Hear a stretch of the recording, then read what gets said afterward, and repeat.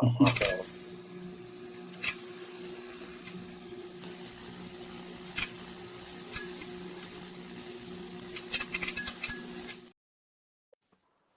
hail, and welcome to the HomeBhoys Late Podcast. It is Wednesday, the 30th of July. I'm, of course, Joe McKenna.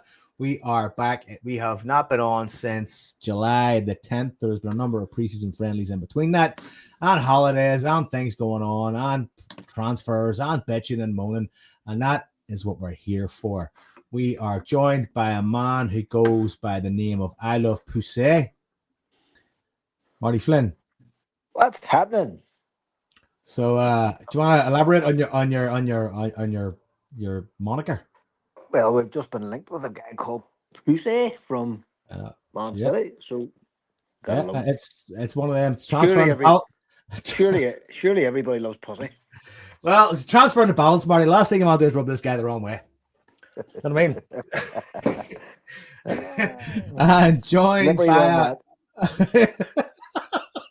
And joined by a man who's just back from his holidays, same as my good self. And he had the fortune of seeing Celtic play when he was on his holidays. Longshanks, what's happening, Liam? I'm very well, mate. I'm very well. How are you? Are you back to work? Are you in that come down phase? Honestly, I was in tears all day Monday, more or less, man. I was ready to quit and retire for 2 weeks. But you know what I did Monday? I walked around the office going, "What can I get rid of and clean?" Well, yeah. So I had all these plans to have a nice quiet day Sunday and prepare for it, and then end up going out watching the All Ireland final and having a half an all day, thinking I'll take it on head first, and it didn't really work out very well. It never does, though. There's no soft landing for coming back from holidays. Work, is there? There's no soft landing. You've just got to kind of got to rate it out, and then by Wednesday, Thursday, you're like, right, well, I'm kind of back in the groove. Yeah, 10 years ago, I could drink myself through it, but no longer. Well, I'm lucky. I don't know about you. I got a bank holiday coming up this weekend. So have you got that? No. It's only a free staple. What's that for, Joe?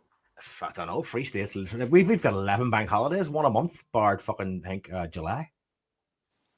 Because the fucking one that was supposed to be in July, everybody was saying give it to the 12th after COVID when they were saying, we're going to give you another bank holiday. We're going, great, give it for the 12th, so we'll make our Protestant neighbours feel welcome and everybody can have a day off in the sunshine. We ended up getting some budgets today at that point. We'll put it in February.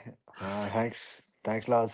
I see the whole point. I was like, going, give us a bank holiday in July when it's sunny, for fuck's sake. Oh, wagger. Did the kids in the north get like 8 weeks in the summer as well, Marty? The same as the south? Yeah. Yep. Our kids. What do the kids in Scotland get?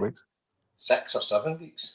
Yeah, nearly seven now. I thought it was 3 months over in Ireland they got off in the summer. Our kids get off in the last week in June. They're not back till the end of August. Well, that's pretty much the same here. Sometimes it bleeds into the start of September, though. But it's not much later in England where the kids stop. 2 weeks after Scotland. Kids in England get Scotland or England get the same amount of holidays, but Scottish kids 2 weeks before them, and then they go 2 weeks after us. But you not get extra time off. Your summer's not shorter, and you just get extra time off at Halloween. Because my cousin's a teacher in England. He always comes back at Halloween. So he gets extra time. They get half term in October, but it's middle of October normally. It's not the end. That's what I mean. October, that time of year. He's always home that time of year because he says they get shorter summer holidays, but they get another decent wee break in October. In Ireland, they definitely get more holidays because we were working it out when we were on holiday with our mates for Lurgan, and they worked it out. And the kids in Ireland definitely get more holidays than the kids here. 100%. There you go, folks. So there's the parental public announcement. I've got the doghouse out the road. Fucking took him a walk over the park. Had to let him off since he went missing up that nature reserve, right? So he's been fucking jumping about like a maniac. So he's right, the park's empty. I let him off. Fucking straight for this bit where these 3 rabbits hang about. Fucking lost him. He's in folks' back gardens and all that. Then he does a B1 for the sports centre. And I'm like, for fuck's sake. I grabbed him and dragged him round the road and he's fucking molting about. They're crazy tough. Oh, and as well, like, if anybody hasn't met the tough, I mean, that's like wrangling cattle. the end of the day. So listen, see before we start, can I read out mind that the message I says? Aye, go for it. So before we start, I got a message for some of the like ultra groups, and Sorry, Jason, hold on, just before you fucking go any further. Have you got links to put out here? Because people will want to hear this shit. Aye, so I've retweeted. No, not you, Joe. You were supposed to send me a link to put out on the page. I've sent out the act. I'm going to send you the YouTube link now, right? I sent it on the fucking on the WhatsApp so I can put it out. I sent the YouTube link now, right? Right. And we'll retweet this as well. I'll get the HomeBhoys to retweet this so they can get a read it. But give me a wee second and I'll read it. So there's a group being formed by various supporters groups through Scottish football teams called the Scottish Supporters Collective. And it says, here's the full text of the letter hand delivered to the Scottish football authorities at Hampden today by representatives of clubs across Scotland. Our united message is clear: in the country with the highest per capita football attendance in Europe, respect the fans. So basically, I'll just read it out. So Scottish football is nothing now supporters. The passion, colour, unwavering loyalty of fans which sets our game apart. Yet in recent months, a moral panic has taken hold. The mainstream media and authorities have unfairly demonised active supporters groups and other passionate supporters while ignoring the value we bring to stadiums and match day. We've watched in recent months as others have discussed supporters issues, whilst we have collectively been locked out of any consultation, as those with little or to no understanding of supporters culture debate out of touch ideas on how to improve fan experience. We suggest, rather than continuing with the failed approach of excluding fans from discussions and demonising a culture that many in power do not understand, the more mature approach involves everyone engaging with supporters to improve our game. And it goes on to say, representatives from active supporters groups across Scotland have met and subsequently agreed to set up the Scottish Supporters Collective to act as a wider voice for all supporters. Scottish Sports Collective have discussed how we would improve the fan experience for Scottish football fans for the season ahead, and we collectively propose 5 key changes to enhance the matchday experience, ensure fairness, and rebuild trust between fans and authorities. So number 1, ticket prices should be set and frozen at the beginning of each season to prevent supporters being overcharged. In addition, a flat percentage of away ticket allocations for all fixtures should be introduced. Number 2, commitment from all clubs to participate in meaningful and regular support engagement with their own club supporters and the wider Scottish Supporter Collective. Number 3, allowance of use of atmosphere-enhanced material should guarantee access to at all grounds, including for away supporters. These items should include drums, banners, megaphones, and telescopic poles, all of which help provide a positive and supportive atmosphere. Number 4, a pledge for clubs to increase investment for disabled supporters' facilities, as far too many grounds remain inaccessible with inadequate viewing areas and limited services. And 5, finally, pyrotechnic disposal bins, Marty, you've mentioned this before, to be installed at all stadiums. Rather than demonising pyro use, pragmatic measures can mitigate risk while acknowledging its role in fan culture. These bins are a proven solution, providing a safe environment, reducing hazards and eradicating heavy-handed policing practices.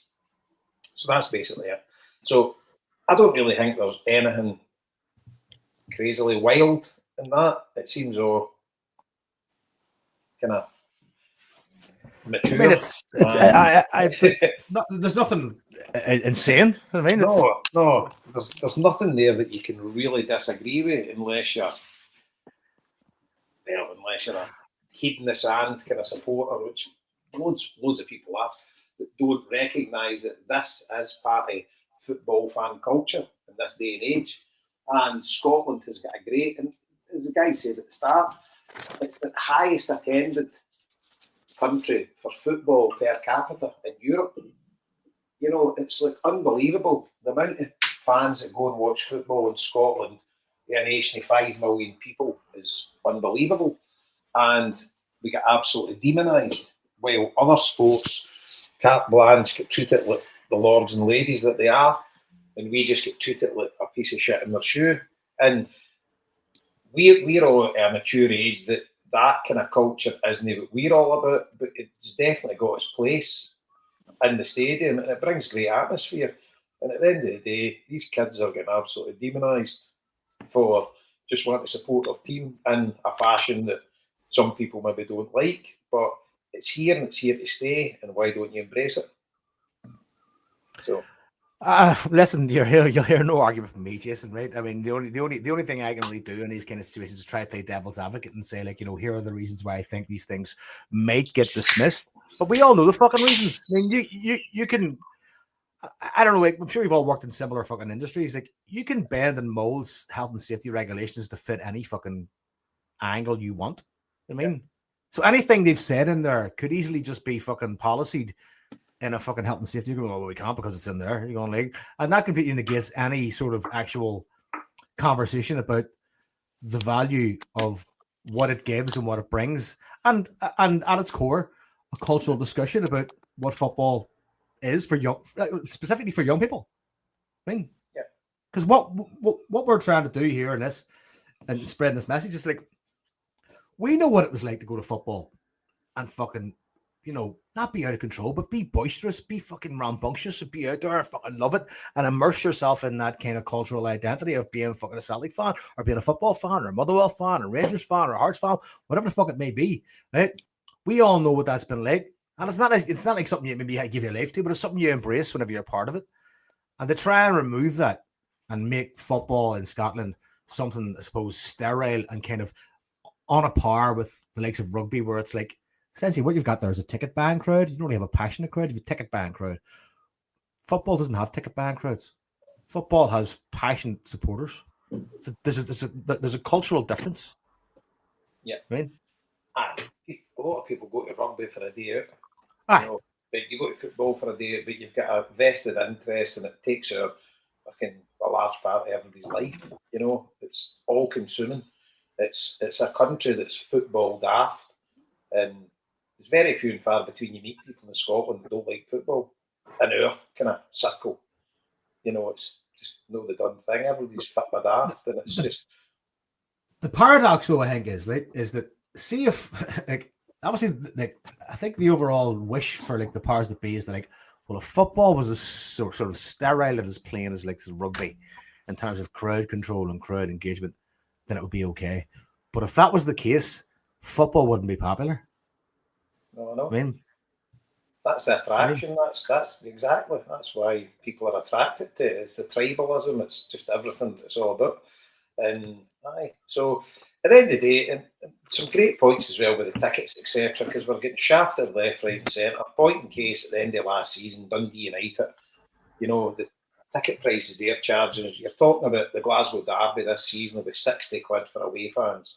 There's nothing surer, and it's just creep them up, and it's just the norm now.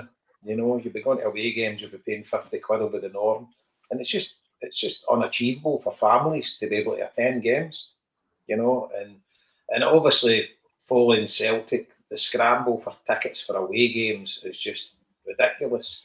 And I get, like, Falkirk, for instance, it's going to be a few hundred tickets, but they've sold out their stadium to season tickets. So I get that, right? That's no an issue. But it's other stadiums you're going to where the stadium's half empty and they're cramming you in a corner and they're only giving you about 1,000 tickets. It's out of order. Something should be done. It should be, in Hearts, case in point, that away stand, they've got us down to 500 odd tickets now, and the other side of that stand is sitting fucking empty. If they're all selling their stadium out and you only get 500 tickets because the rest of the stadium is heaving with home support, fine. But Motherwell, case in point, I'm sure the powers that be that run Motherwell would rather have half the ground as Celtic and Rangers supporters, but the Rain fans won't put up with it. But it's just having the Rain fans are actually damaging their own club because the amount of money that they're hemorrhaging every week, and it's just insane. It's pride above profit. Kilmarnock, they built fucking offices in that stand, and they put a standing section in. You get 3 men in their dug. It's no work for them. So why don't they just get their fans round the table and say, right, there's going to be 4 games a season if we qualify for the top 6 that you'll have the 2 Glasgow teams coming. Let's maximise the money. you know, but they just, I don't know, it's mental. It's like, it's the bowling club mentality, but anyway.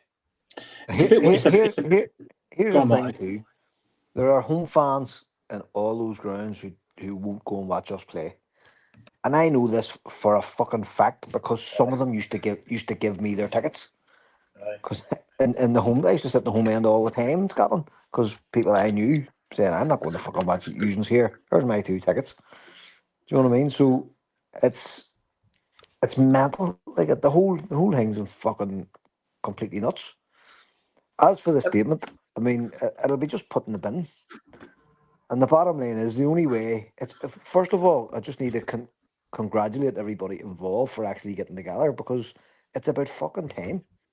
Do you know what I mean? So it's a really, really good thing. Scott's been talking about this for years about people he knows who have been trying to, the 20s campaign and things like that have really tried their best to outreach. So this seems to be the first time where it's actually been kind of embraced. So that's my first thing. Absolutely brilliant. Well done, everybody involved. The second thing is there's nothing on that fucking list that anybody should be arguing with because it's all fairly simple. The gouging of fans halfway through a season or because there's a certain match happening or because it's going to be a league winner or something is beyond reprehensible. Do you know what I mean? It's Yeah, just blatantly ripping people off. yeah. Now I understand the arguments. The arguments are, oh, we have to put on extra security for you and all that and all. But do you like how the what you were making off us would have more than covered that, more than covered it. You know, so it's again that doesn't to me that doesn't fly. The pyrotechnic stuff I have been arguing for absolutely fucking years. It's part of the game, so it needs to be controlled and it needs to be regulated. As I say, we already have instances and issues with fans in the ground with pyrotechnics. We'll probably talk about John Fallon at some point in the proceedings. And John was affected by the pyrotechnics. He was hospitalised because of pyrotechnics in our own crowd. And that's just not acceptable for people who are disabled or people like myself who have respiratory problems. Not that I would complain about something like that, but it is an issue for loads of people. Something needs to be done about it, and that's a perfect way of doing it. Is to have fire things, fire buckets and sand and stuff like that, which is exactly what they're asking for. That sort of stuff again is easily done, particularly at home. Do you know what I mean? Particularly in the home end. The away end is a different issue, and I actually think we should be talking internally among our fans about some of the behaviour that goes on in the away games, like putting people out of their seats and that sort of stuff. It's a bit mad. So you can't go with a good idea and ruin it by bad activity. So I think everybody should be focusing on home grounds to say this is the area it's going to happen in. Here's all the fucking mitigations that we put on against anybody getting hurt or anybody getting harmed, home or away. Nope. I get Marty's, but you were going to say something. You on you go, Marty's. Yeah, Sorry, no, Sorry, you're back. Somebody tried to phone me. So look, that's all I'm saying. All I'm saying is all these things can be mitigated against. It's not a problem. The real problem is that the powers of beer are just going to go, thanks for your statement, they're going to fuck it in the bin. So what happens next? And what should happen next is collective action. Aye, Collective unity is action. strength. We should say, we're not going to go into your grounds. We're going to stand outside your grounds and block your fucking turnstiles. And you're going to, and we're going to make sure that if you're going to gouge us on tickets, we're going to fucking make sure that we cost you money so that you won't fucking do it again because it's literally the only thing they care about. Like ratting and racking the place and all that, that doesn't work because it just confirms, oh, well, they're all fucking scumbags. That's why we treat them the way we do. But if you take really good direct action in a coordinated way that harms nobody except the people who are just simply turning their face against progress. Like Jason, you told us last week that a club in Scotland has plans to convert part of their ground to accommodate away fans. Yeah. And I was thinking, what a fucking brilliant idea. And like I was on holiday a few weeks ago in Mexico and I was talking to some people. One of the guys was from Dundee and he's a Dundee fan. he actually lives in America, but he says, look, I'm from Dundee and whatever else. I'm chatting away, and I says, I says, sure, I've been in the city a couple of times. I says, I've been to Tannadice. I says, and when I was in Tannadice, our fans were accommodated by the Dundee FC's supporters club. We were in their bar drinking. He says, no problem at all. I says, they opened up early in the morning for us. Everybody got in and had a great time, went to the game, went home. Do you know, so if there's good examples of that now starting to emerge in Scotland where you're saying, well, that happened in such and such a place and fuck all went wrong. Do you know what I mean? Nothing went wrong. There was no hassle. Everybody went in for an hour before the match, had a couple of pints, watched the game, fucked off home. Do you know? So you have good examples of good positive thinking across the game. And as I say, I hope that those people who are getting together, or number one, are being quite self-critical, look at your own actions and say, right, well, if we get rid of that, is it going to make any difference? No. Well, then let's try it. Let's be positive. Let's work with people. And also, too, if they just refuse to deal with us, what's our next steps?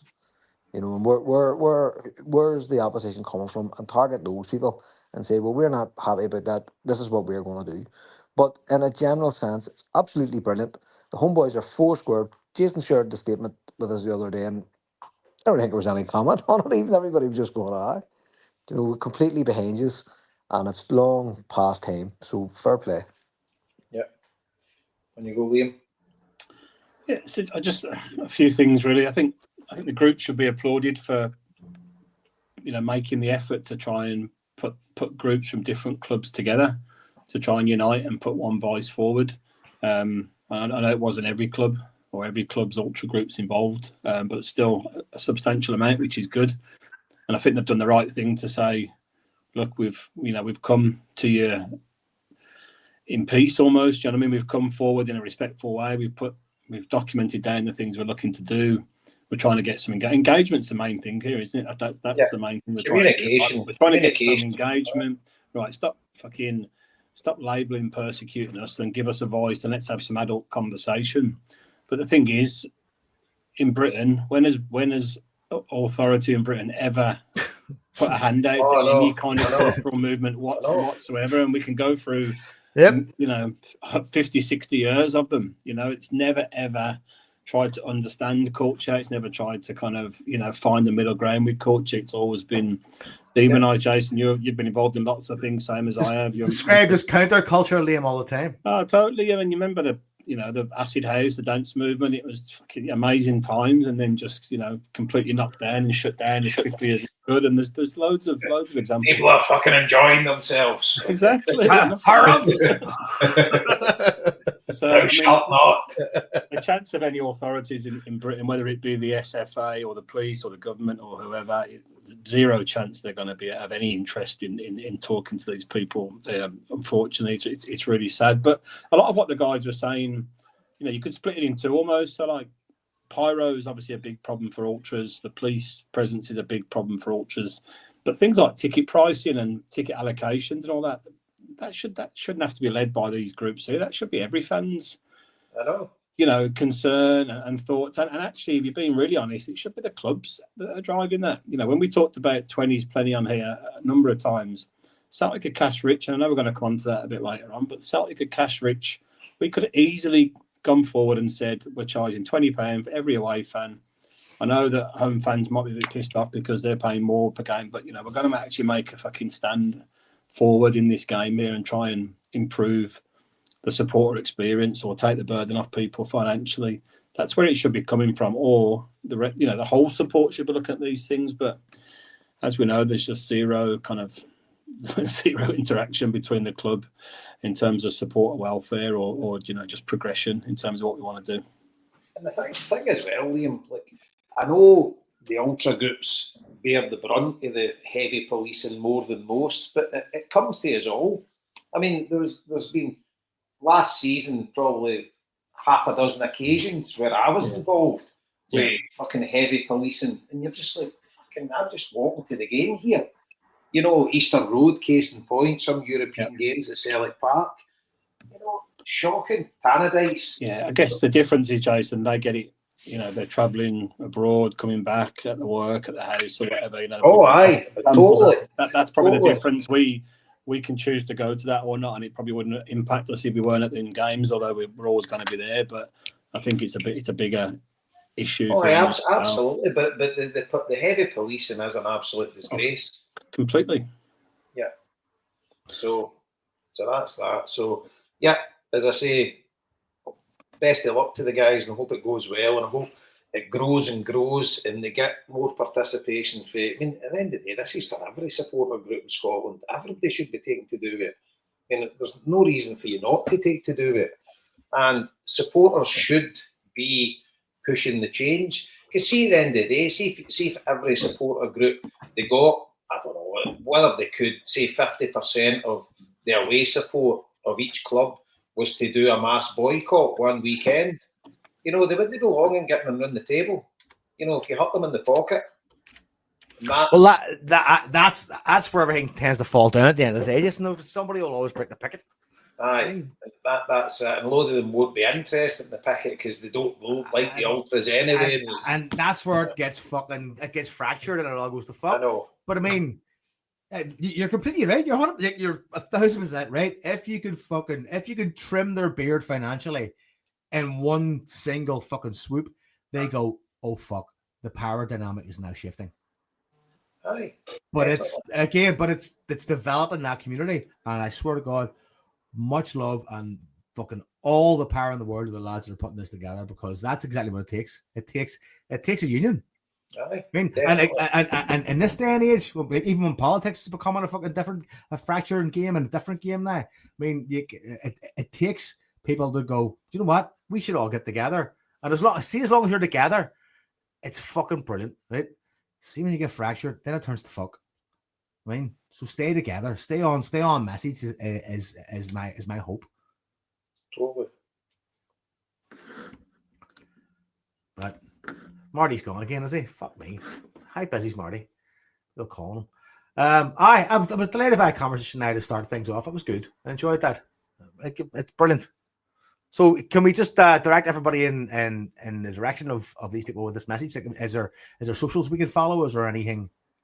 Well, I'll put the see, you've got the message in the chat. I'll put it in our chat again and just tweet it from, and it takes you a link to the page, and just follow the page. Right, so we'll stick that in now. So timestamp, fucking what's up? Where are we now? We're at fucking, I don't know how many minutes we're in, but so I'll stick that in the on Twitter. I'll stick it in the comments as well. Yeah, happy days. Brilliant. Cool. People united can never be defeated. There you go. Happy days. Sham 69 song there, Joe. They were a bit fascist with it all. Probably. It's different time, no? Different time. Talking about politics, are you joined, Liam? Yeah, absolutely. I did myself. Absolutely. Is this the Corbyn thing? Yeah. Chinky light at the end of the tunnel. Can't say chink anymore. I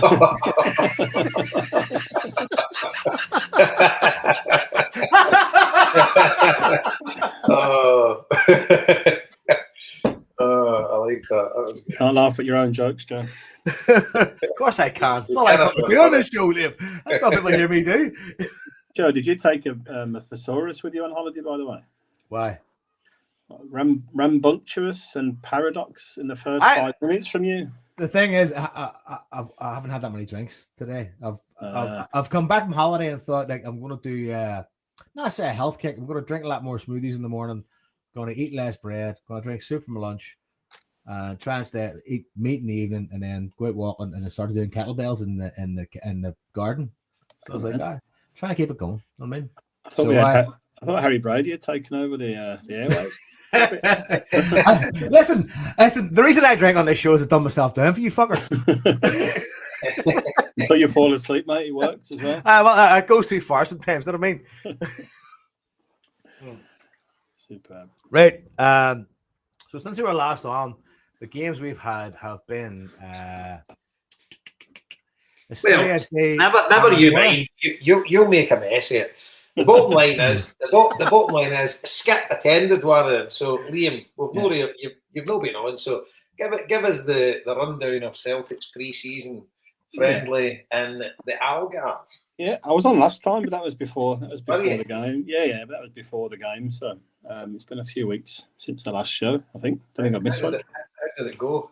Yeah, it was good. It was good. Look, I'm probably not going to give you the warts and all account that you're looking for because I did it. It was a family affair for us. So it wasn't the full booner like most others would have done. But as you know, and as you said, Jason, it's always amazing to watch Celtic in the sun abroad. Particularly, I know we go to a lot of European games, but there's very rare. I've been to one where there's been blazing sunshine all the time. So we just got lucky. We booked the holiday probably almost a year, 9 months ago, whatever. Saw Celtic were going to be training in the Algarve, so I thought it might be lucky enough to get to a training camp and see them for an hour or so, and then they end up playing Sporting Lisbon down in the Algarve itself the day after we arrived. So you can't ask for much more luck than that one. I was saying to a few people, it would have been amazing if we could have played Sporting up in the Estadio Nacional. I mean, that would have been really special, wouldn't it? But I don't know why they didn't consider that or whatever. I'm not sure. But my friend who's is assistant manager at Birmingham just now. So Birmingham, they played Seville a few days before we arrived on the Saturday. And because we've been looking at maybe getting a car and taking a drive somewhere, and Seville's only 2.5 hours from the Algarve. Yeah. So I assume they were playing the game in Seville, but turns out they played in the same stadium as that Celtic played in a few days before. So it's obviously must be a thing that they do. Because Celtic have been up at the Benfica training complex, I think, or the Portuguese training complex, because they played that game on the Saturday against Australia. That was in the Benfica complex, so that's why I thought we might have played up at the Estadio Nacional. But see the Algarve Stadium. Is there a team that plays there? Yeah. So remember I said to you, we had a sports bar just round the corner from us. Aye. And I was in chatting to the boy who worked in there every day, and he played with Jota when he was younger, and he plays in there. So he plays for the team. He did tell me the name of them. I can't remember off the top of my head, but yeah, it's a really smart stadium. Look, a nice stadium. Yeah, it's quite unusual. It's quite a way out as such. It's right next to the airport, so we stayed kind of in a little part to the left of Albufeira.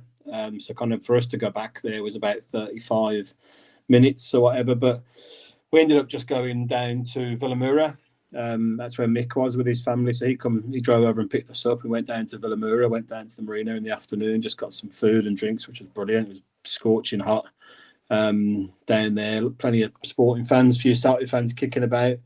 And then we just got a taxi booked and went to the game. So we kind of didn't really see any bars or whatever full of Celtic fans, which I'm sure there would have been up at Jinkies and the Lions. How many Celtic fans you reckon are there? About 1,000. It felt like about half. It felt like a couple of thousand at least, I would say. Right, good.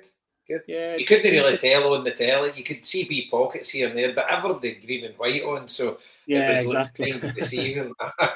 Exactly. Probably the baldy ones would have been the Celtic fans and the handsome tanned dark. But I tell you, it was some game. They played well. Yeah. First half was a bit kind of hit and miss. I didn't appreciate how bad Ida's miss was until I saw it afterwards, like on the phone or whatever.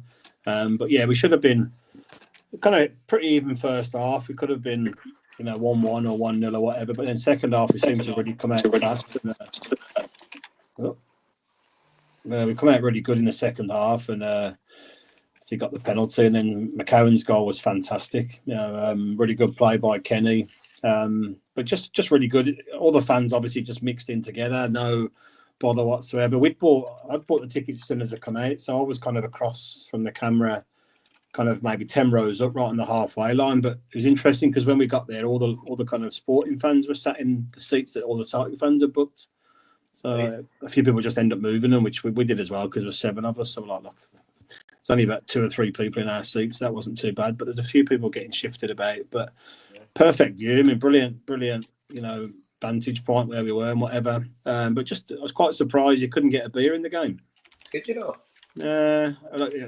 Non-alcohol you could, but I thought, friendly, Celtic over there. You thought they'd put some, because there was nothing round by the stadium at all. It was kind of like, I don't know, a bit like Livingston, maybe where Livingston is compared to the Edinburgh airport, just in a bit of a random spot. These were all on the telly then.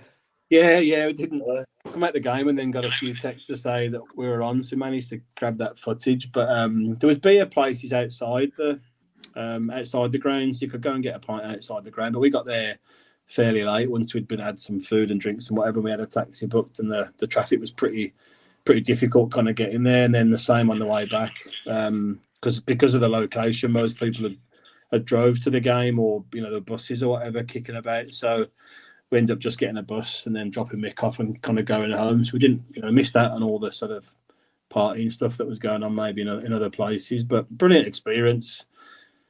My second Celtic away win in Europe in fuck knows how many trips away, and definitely the warmest and the most pleasant experience. So yeah, it was Ayr the year before in pre-season, and then the Algarve this year in the sun. So happy days. Definitely going up in the world. Not quite met your America one yet, Jason, but maybe that's next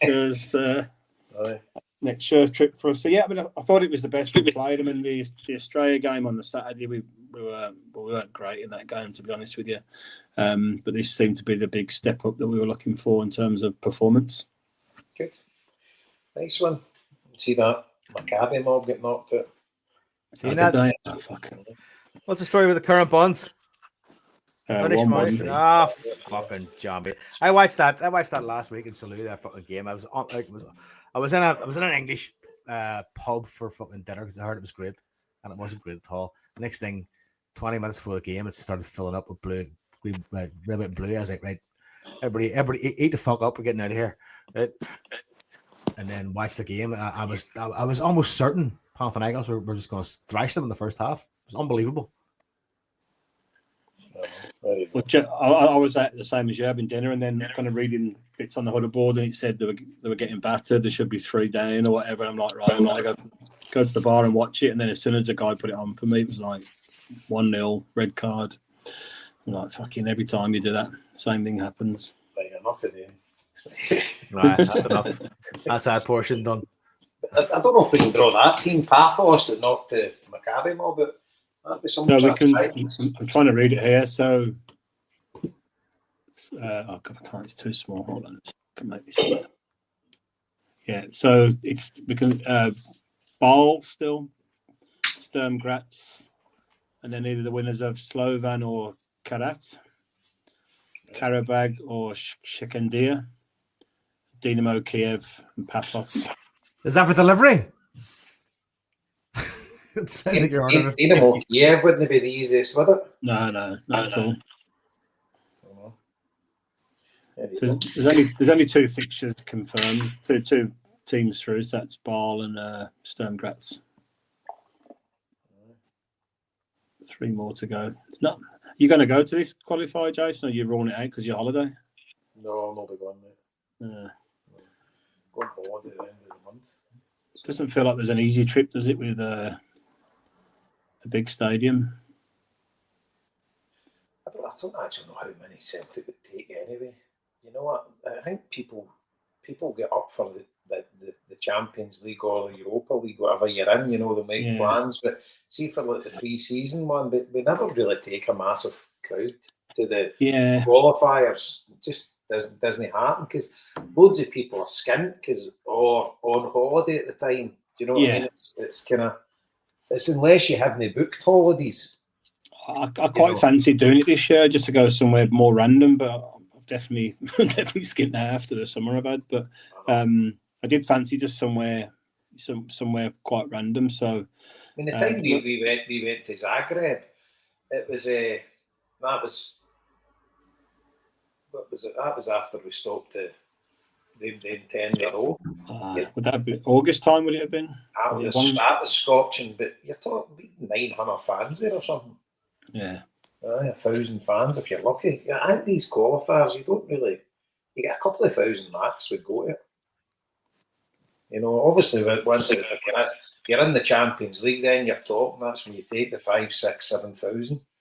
But the qualifiers, very rarely. I think with the qualifier, when we played Ajax, we took a massive crowd to that, the Martin O'Neill time. That was a qualifier, wasn't it? We beat them 3-1 in aggregate. Yeah. We took a massive crowd to that. But that was kind of the start of the Martin Neil era. Everybody was mad for it. But obviously, they're having Europe every year now, sort of thing, and it's kind of lost its, I don't know. You know, it's like if you're not in Europe for years, then you get in, everybody goes. But when you're in it every year, and if you qualify, you're talking there's another minimum 4 away European trips, a load of folk will kind of hedge their bets. Even if you get knocked out, you're talking you're still going to get the Europa League, which will be better trips.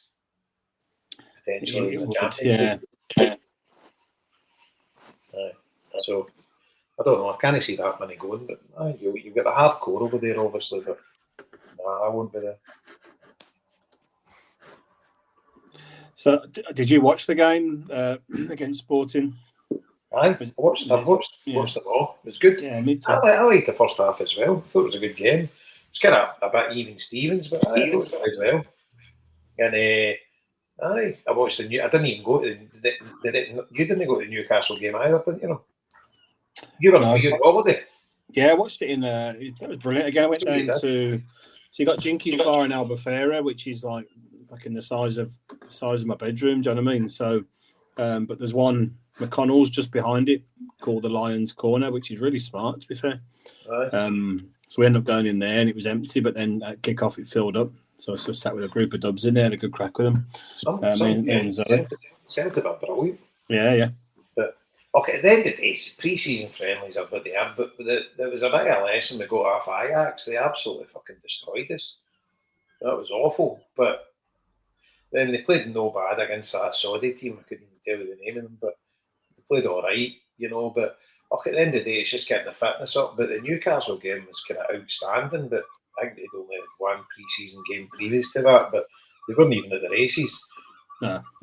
Highlight was Tony Ralston doing the fucking karate kid in that wee bastard. That was good. But so just pre-season, it's like the trips are better when you go to them rather than actually the content that you're watching on the park. It's just getting fit. But the highlights for me, Nygren looks a player. I don't know about the two Japanese. I don't know about Shin up front. He looked no bad. He looks nippy, potential. But the boy at left back, he looks really good. Yeah, 100%. And obviously Tierney. So 3 big highlights there for me. And I think Nygren will be a player. I think he looks really, really good. But as I say, we'll see once obviously the competitive stuff starts. But been massively impressed with him. And but I don't know if we want to go into the sort of lack of transfer activity at a kind of needed level, if we want to kind of step up to improve our Champions League run that we had last year. I don't know what you guys think. Is there anything else you want to discuss, or do you want to go into that now? Or I take it there was no bother or anything at Celtic Newcastle, was it? Because obviously they had 10,000 plus up in Glasgow. Was it? I wasn't at the game and I wouldn't like to comment. So I think the bother was probably going back to the road. Like the bother was going back to the road when they got scalped. I watched it in Murphy's in Salou.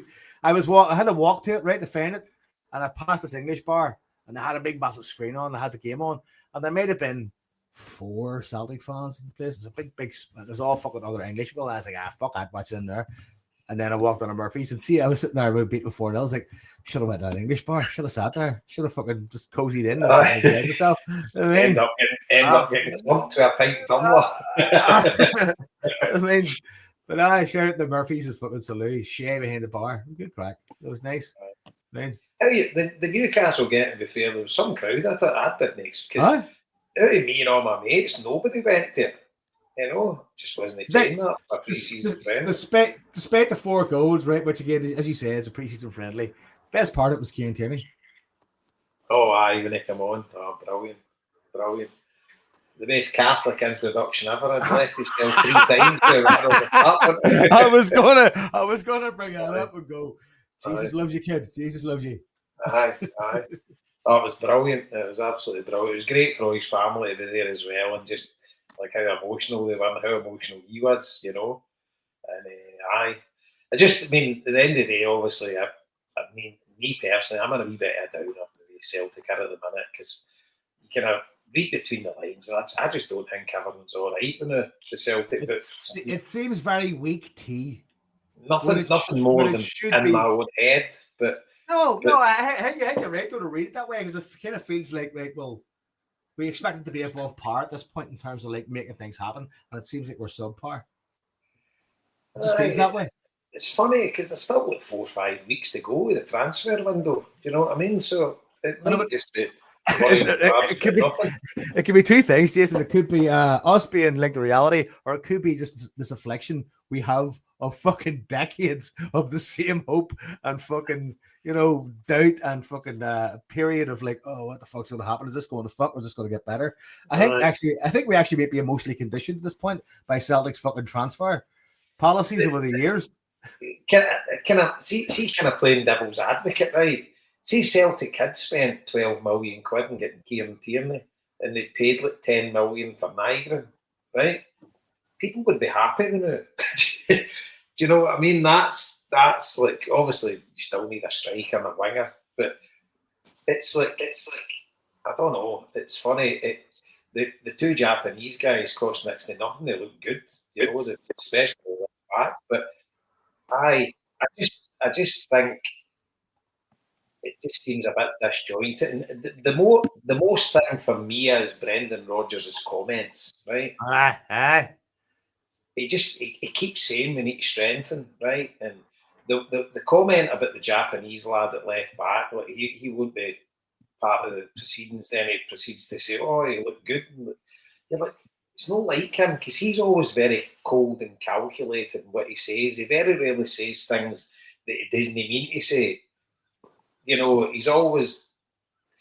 gets his message across what he wants to say. Regardless of what you think about him, he's always very cold and calculated when he's doing an interview, and he knows exactly what he's wanting to get across. And he kind of seems a wee bit kind of all over the place here, which is kind of worrying for me. And he'll see out his 3 year because he said he would, right? He made a point of saying he would see out his 3 year, but I'm not very hopeful that he'll see any longer. And that's the worrying thing for me, that if getting into his final year, say worst case scenario, the board don't back him and he throws the rattle out the pram. I don't know how it's going to pan out, but I'm just a wee bit worried about what the season is going to bring for us. I don't know if any of you think that way. Surely two things are going on here, aren't they? So one, either he's said clearly he's not willing to discuss extension or consider an extension, and the club are like that. Well, fine. Well, we don't want to speculate financially with your signings. You're not going to commit to the club, which for me is completely wrong approach to do. We should be having the strongest team and squad, irrespective of the manager or what's happening in 6 or 12 months. Or he's he's stringing it out and saying, look, I'm waiting to see the support you give me, the backing you give me. By the end of this transfer window, they give me a chance to do well, equally as well or better in Europe before I want to commit myself to a longer term agreement here. And I guess the only way to see which one's correct is where we end up at the end of August. That's a fair point. But you make a good point there, Liam. But if indeed that is the case, the first point that you made, that the club, he's maybe said that he's not extending it beyond the end of the 3 year term. So the club are saying, well, we're not investing in you because you're going to fuck off and it's not going to be the new manager's players. If that's the kind of standpoint of the club, that's fucking ridiculous. Exactly. Is he deliberately going to sign fucking donkeys so that the next manager fucking looks like a clown? That's just beyond the pale, but it's a potential. Yeah. I mean, let's say that's even true, right? So even if that's true, then we've sold Kyogo, we've sold Matt O'Reilly, we've sold Boone, right? So somebody, if that's true, which surely it can't be, but if it is, someone at the club should be going out and saying, right, this is the striker we want to bring in to be Kyogo's replacement. And Marta could be good. I'm not sure whether that's the replacement. We definitely haven't replaced the winger or the wingers. You know, so I mean, if they're not going to let Rodgers pick his own players, which I don't know if that's the case, then someone should be buying the players. So it's bizarre either way.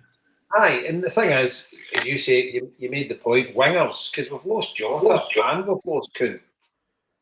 You know, because at the end of the day, Jota's not going to be back at probably this calendar year. So you're going to be out the Champions League by the time he comes back. So obviously you can play Maeda out there, but then that's leaving you with Ida up front.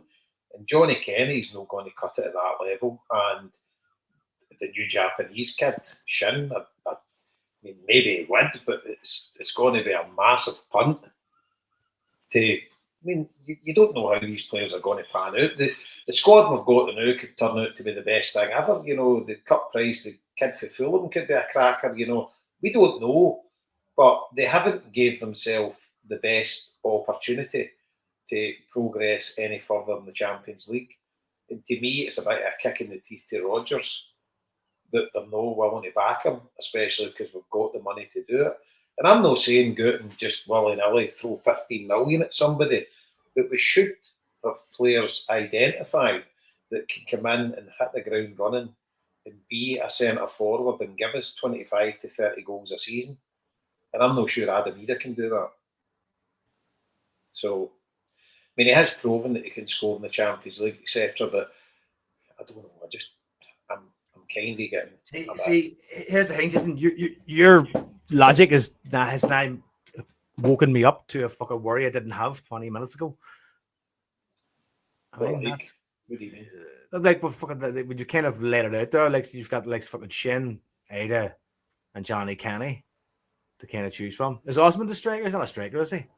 Yeah. Is he a striker? Yeah. Yes, the boy from Fulham. Aye, he's a striker. But again, there's nothing there. You're going like, what's this? So him, Shin, and Johnny Kenny, the three of them are just wild punts. You know, Johnny Kenny, I just don't think he's. They could play up front for us in the SPL and we could win the league because we've got better players all around the ground and we've got goals for other places, right? But if you get into the Champions League with him, you can absolutely forget it.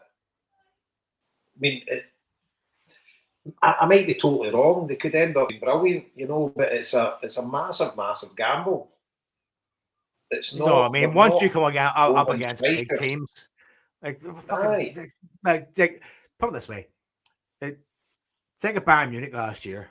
Can you imagine Johnny Kenny and fucking Osmond and Shin against the back four of Bayern Munich last year? I know. You're fucking eating like a fucking like an hors d'oeuvre. It's just it's worrying, to be honest with you. And I mean, Kuhn gave us 20 odd goals. You're talking about him and Kyogo, that's 40 odd goals you've lost for that team for the start of last season. You know? So the guys that they've brought in, I'm not going to replace them. Because Nygren looks great. He's playing near a central midfielder. He is going to be vying with Engels and Bernardo for that third midfield spot. So, because you've got Callum McGregor and Hatate, if they're fit, they're playing 100% of the time. And then there is one other. Then you've got, I mean, we're back to James Forrest being like a mainstay. And God love Jamesy, you know, Celtic legend and whatever. But come on. James. Let's face it, for a team that gets so much success for the wings, we're basically sitting with Maeda, Yang, and Jamesy Forrest. That's it. I think Yang's going to have a season. I do. But that's another punt. I know, but he's good one week. He's good one week. He's rubbish the next. But so was Hatate for a fucking period, and we were all convinced Hatate was the next coming of fucking McStay at one point. But Hatate's different class. Aye, when but again, are you telling me he didn't go hot and cold for like a consistent period of time there last season? But he always had it in the fucking locker. You know, but that's like anybody that's hot and cold. If you have it in the which Yang done apart for a couple of wee cameos that he's looked really good?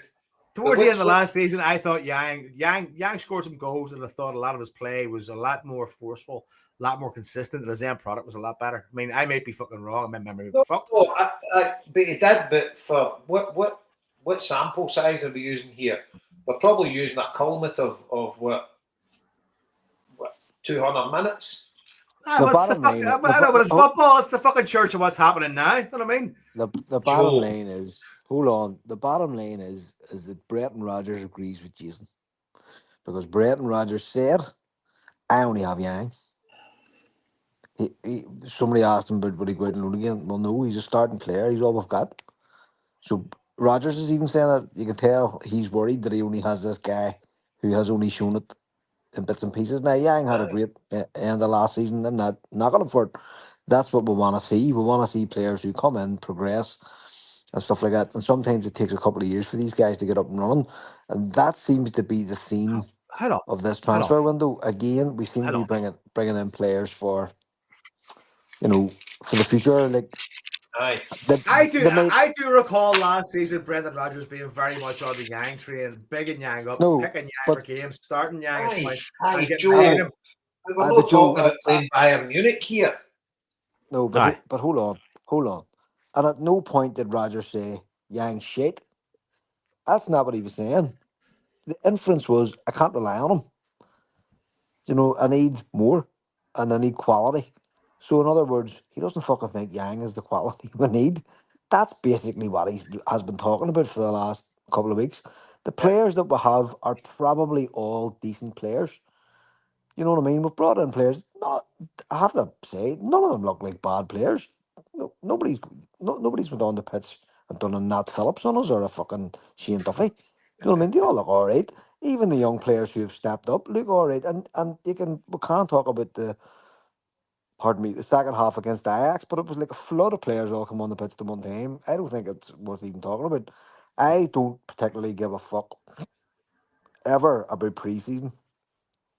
Like, you know what I mean? And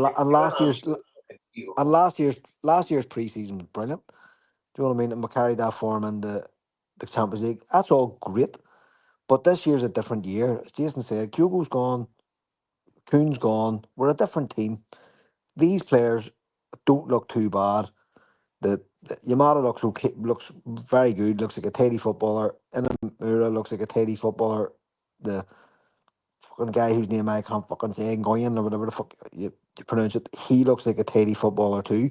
They don't actually look like bad players. But the point is, can they cope with Bayern Munich? Can they cope with Real Madrid or Barcelona? The answer in the same with Yang is fucking no. We need two real star players in that team to lift us above the shit. In my opinion, I could be wrong. These guys could come out fucking blasting over the next month or two, and I sincerely hope they do. But I'm looking at the squad going, Engels came in last year, Ada came in last year. They didn't really set the head on fire. We paid a lot of money for them. Is the board going now?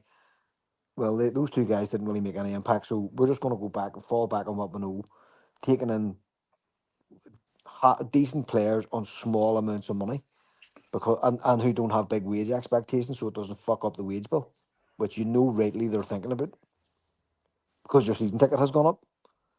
Do you know what I mean? So it's like we're sitting here again, and it's just typical Celtic. And this year, to me, they're not prepared to pay the premium. And as we said a minute ago, we might all be wrong, and things may change. We've got 4 weeks to go of the transfer window, but the bodies that are in already this season are way more than the bodies that were in this time last season. So we have brought in far more players this year, and everybody's fucking still up in arms. So if Rodgers is still ringing alarm bells and saying it's not enough, I need good quality, it should be a fucking worry for everybody. Whether or not Rodgers is staying or not doesn't matter.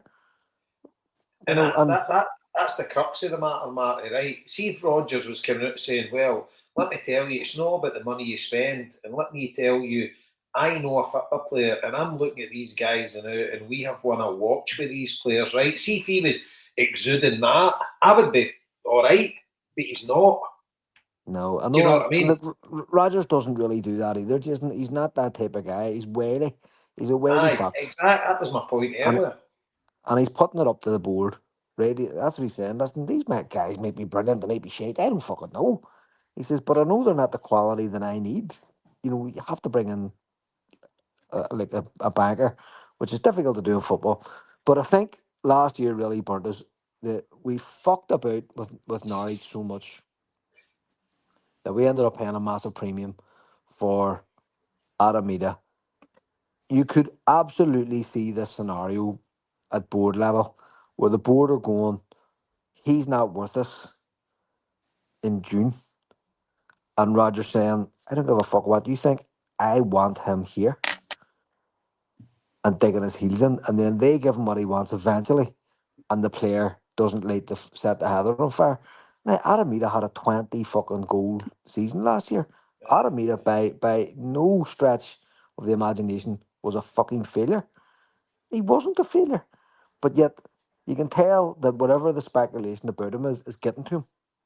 Clearly. And he'd probably be fucking half the player he was this year than he was last year, which is fucking mental to think about. The guy actually done all right and He scored did big all goals right, but it's in the like, Champions League. see, I know two crackers. But see, the thing is, and by the way, probably the biggest one at the end of the day, they didn't know much about it, but it was to beat young boys, you know. Yeah. If he wasn't in the back, he wouldn't have qualified. I mean, he more than paid his crack. I mean, how? And he was second choice main striker. Jason, he was not our main striker last year. I was going to make that point. What minutes the first half of the season? How many minutes did he play? Do you know when Kyogo was there? So but I still think I don't think he's good enough to be your number one striker. I wouldn't be confident him being our number one striker. And see, I'll be honest with you. See if that Udinese bid or the speculation Udinese are in from. And do you know what's quite ironic, right? See Udinese, Everton signed Beto for Udinese. They love a striker like that. See Udinese, see if you watch them over the years, they've had big fucking physical strikers. That's kind of what they like.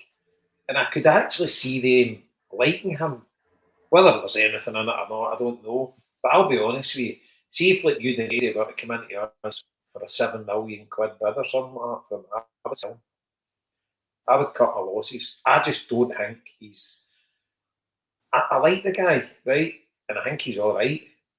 But that was when Kyogo was playing this.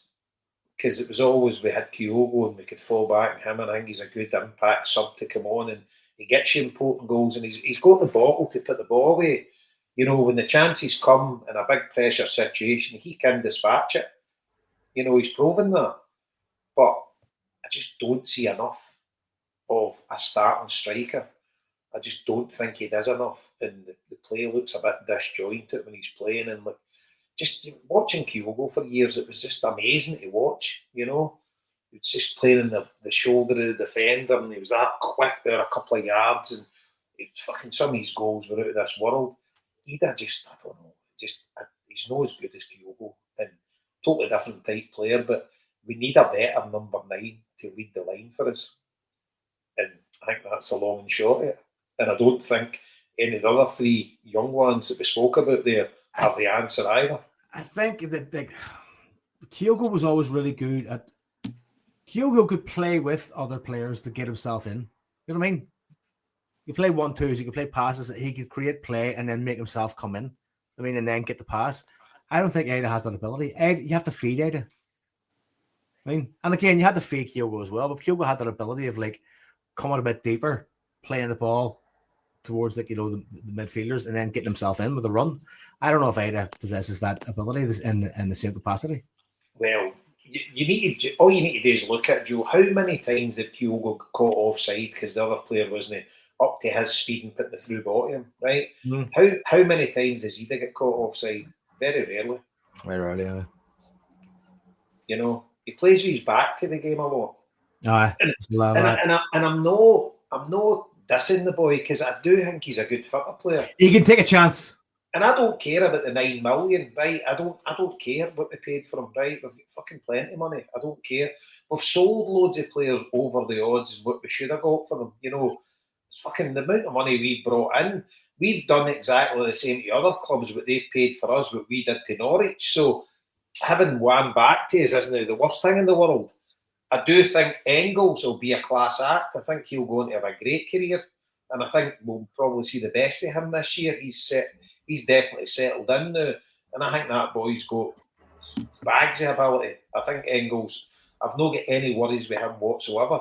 And I think you would definitely recoup the money that you played for him. I don't think that's whatever. But I just think if Udinese were serious and there was a bid in that you were recouping the majority of the money that you spent in Ida, I would cut my losses with him.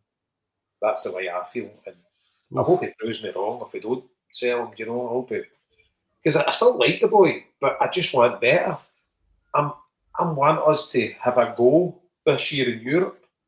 And I know we're not going to win a European trophy, but I just want us to have a goal. What I love, though, is come Sunday night, we could all be singing a different tune. Well, then you could score a hat-trick no bother on Sunday. You know, it's like...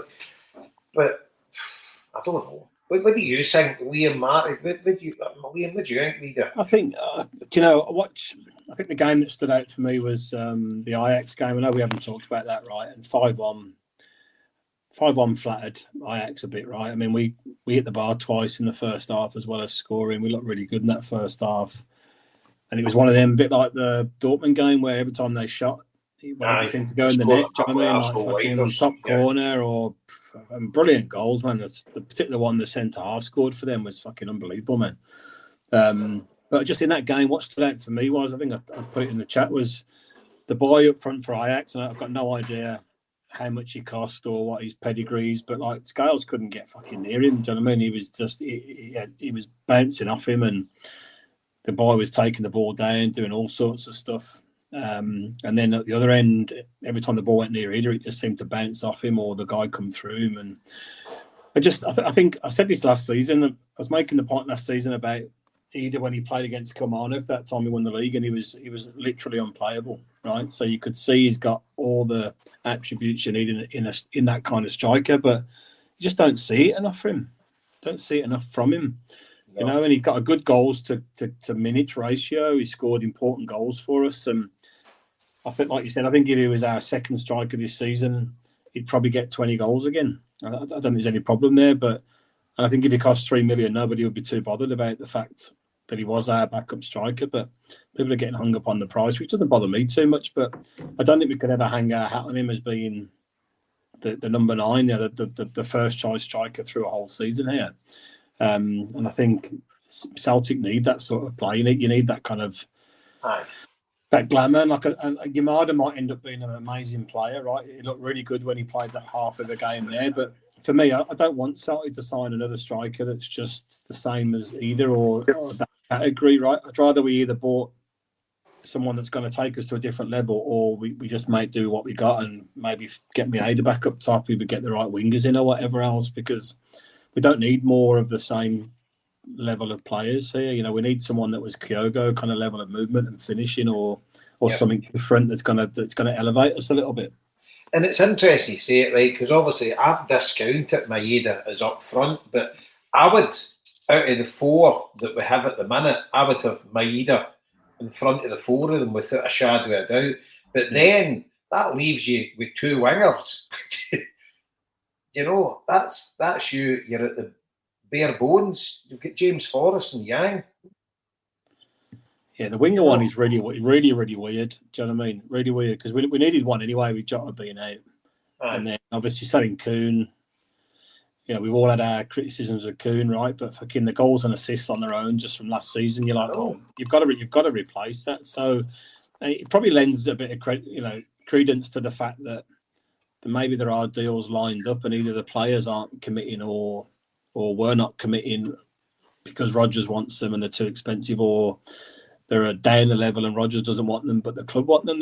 You know, there's something not quite right in the background there, is there? Because I know Celtic are bad at times, but I can't believe they're this bad that they've gone this long without having targets lined up and ready to go. exactly right. And I mean, it's the gamble that the Celtic board are playing here by getting in ill-equipped to this Champions League qualifier. I mean, if you get Bal, I know Scott's put it in the chat there, but if you get Bal, they're a tough game. You know, they could knock us out.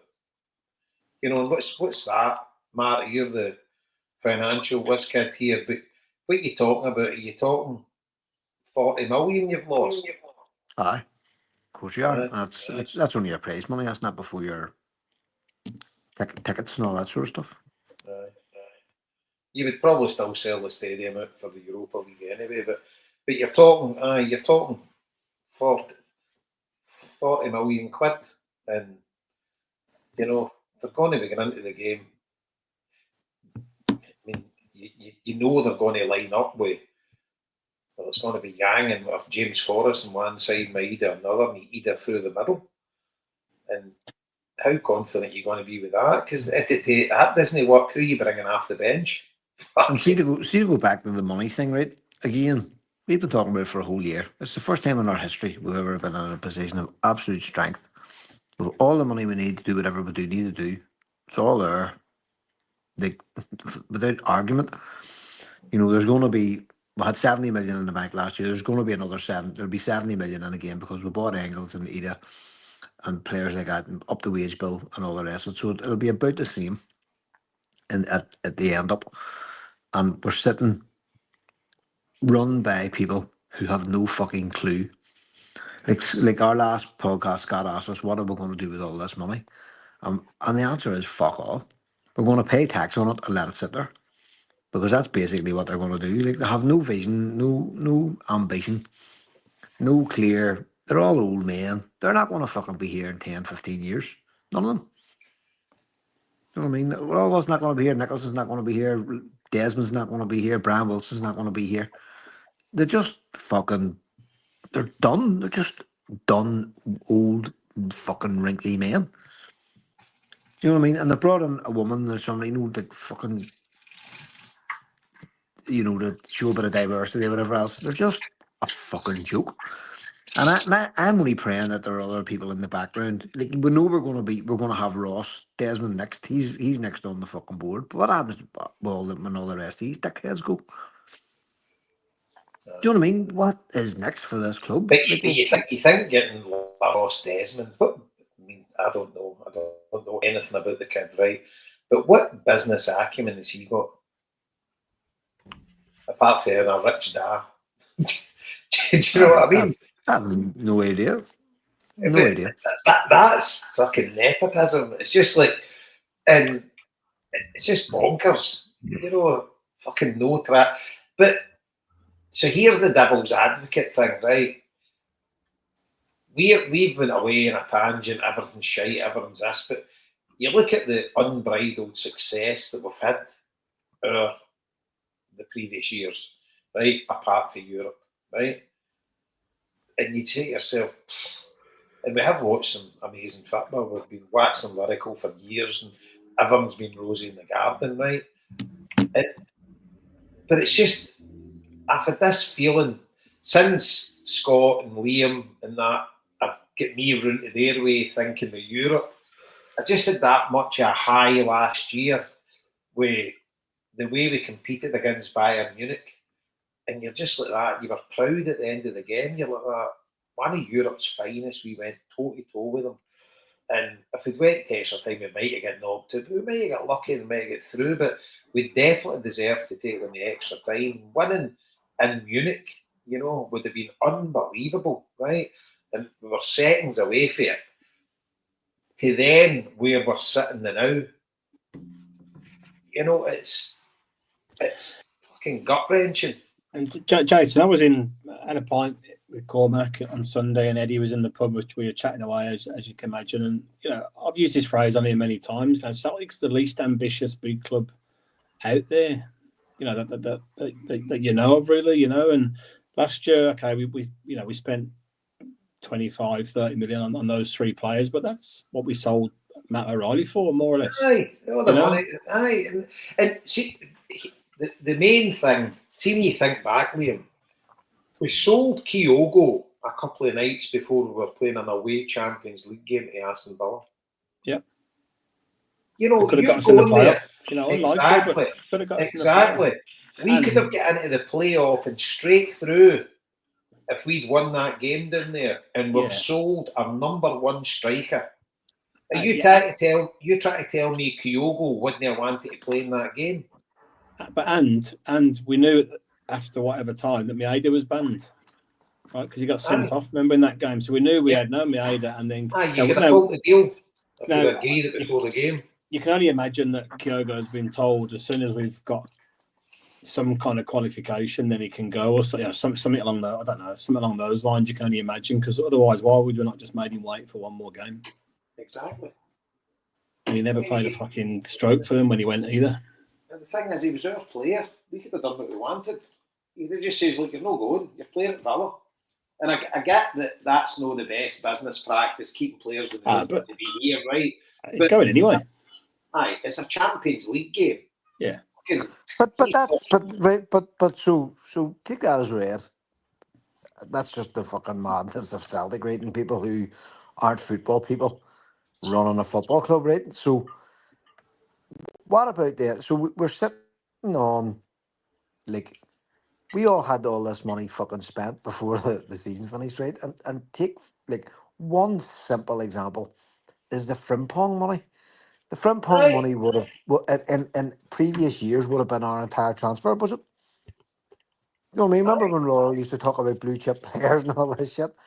Our transfer budget then was about £6 million. You know what I mean? So, like, it beggars belief. You're just like, how could you fuck this up? And as I say, we're caveating everything by saying we're still in July. Right? But every year we say the same thing. Get your players in at the start of July. Get their fucking pre-season under their belt and be ready for day one when the league starts. Day one's on fucking Sunday. Right. Like, it's fucking nuts. It's just a mad way of running a club. And Rodgers may be digging his heels in on transfers that he wants, who like Ada at this time last year, who maybe don't want to move yet. You know what I mean? They're waiting to see if other clubs come in for them, or if their agent can drum up, you know, some interest somewhere else, and maybe in England. If someone's in England, they may want to stay in England. But it doesn't look like that, because we're back out on the loan market, trying to get loan players in with no buyout clause, just a 1 year fucking dopey loan, same as we've done with Ada. You know, it seems to be what's happening with the guy from Man City. So it's like, what's the fucking point? And here's the thing, Roger. I mean, we've sat there at speaking things with Rodgers, and he says players aren't ready until they're 22. Exactly. This guy's 19.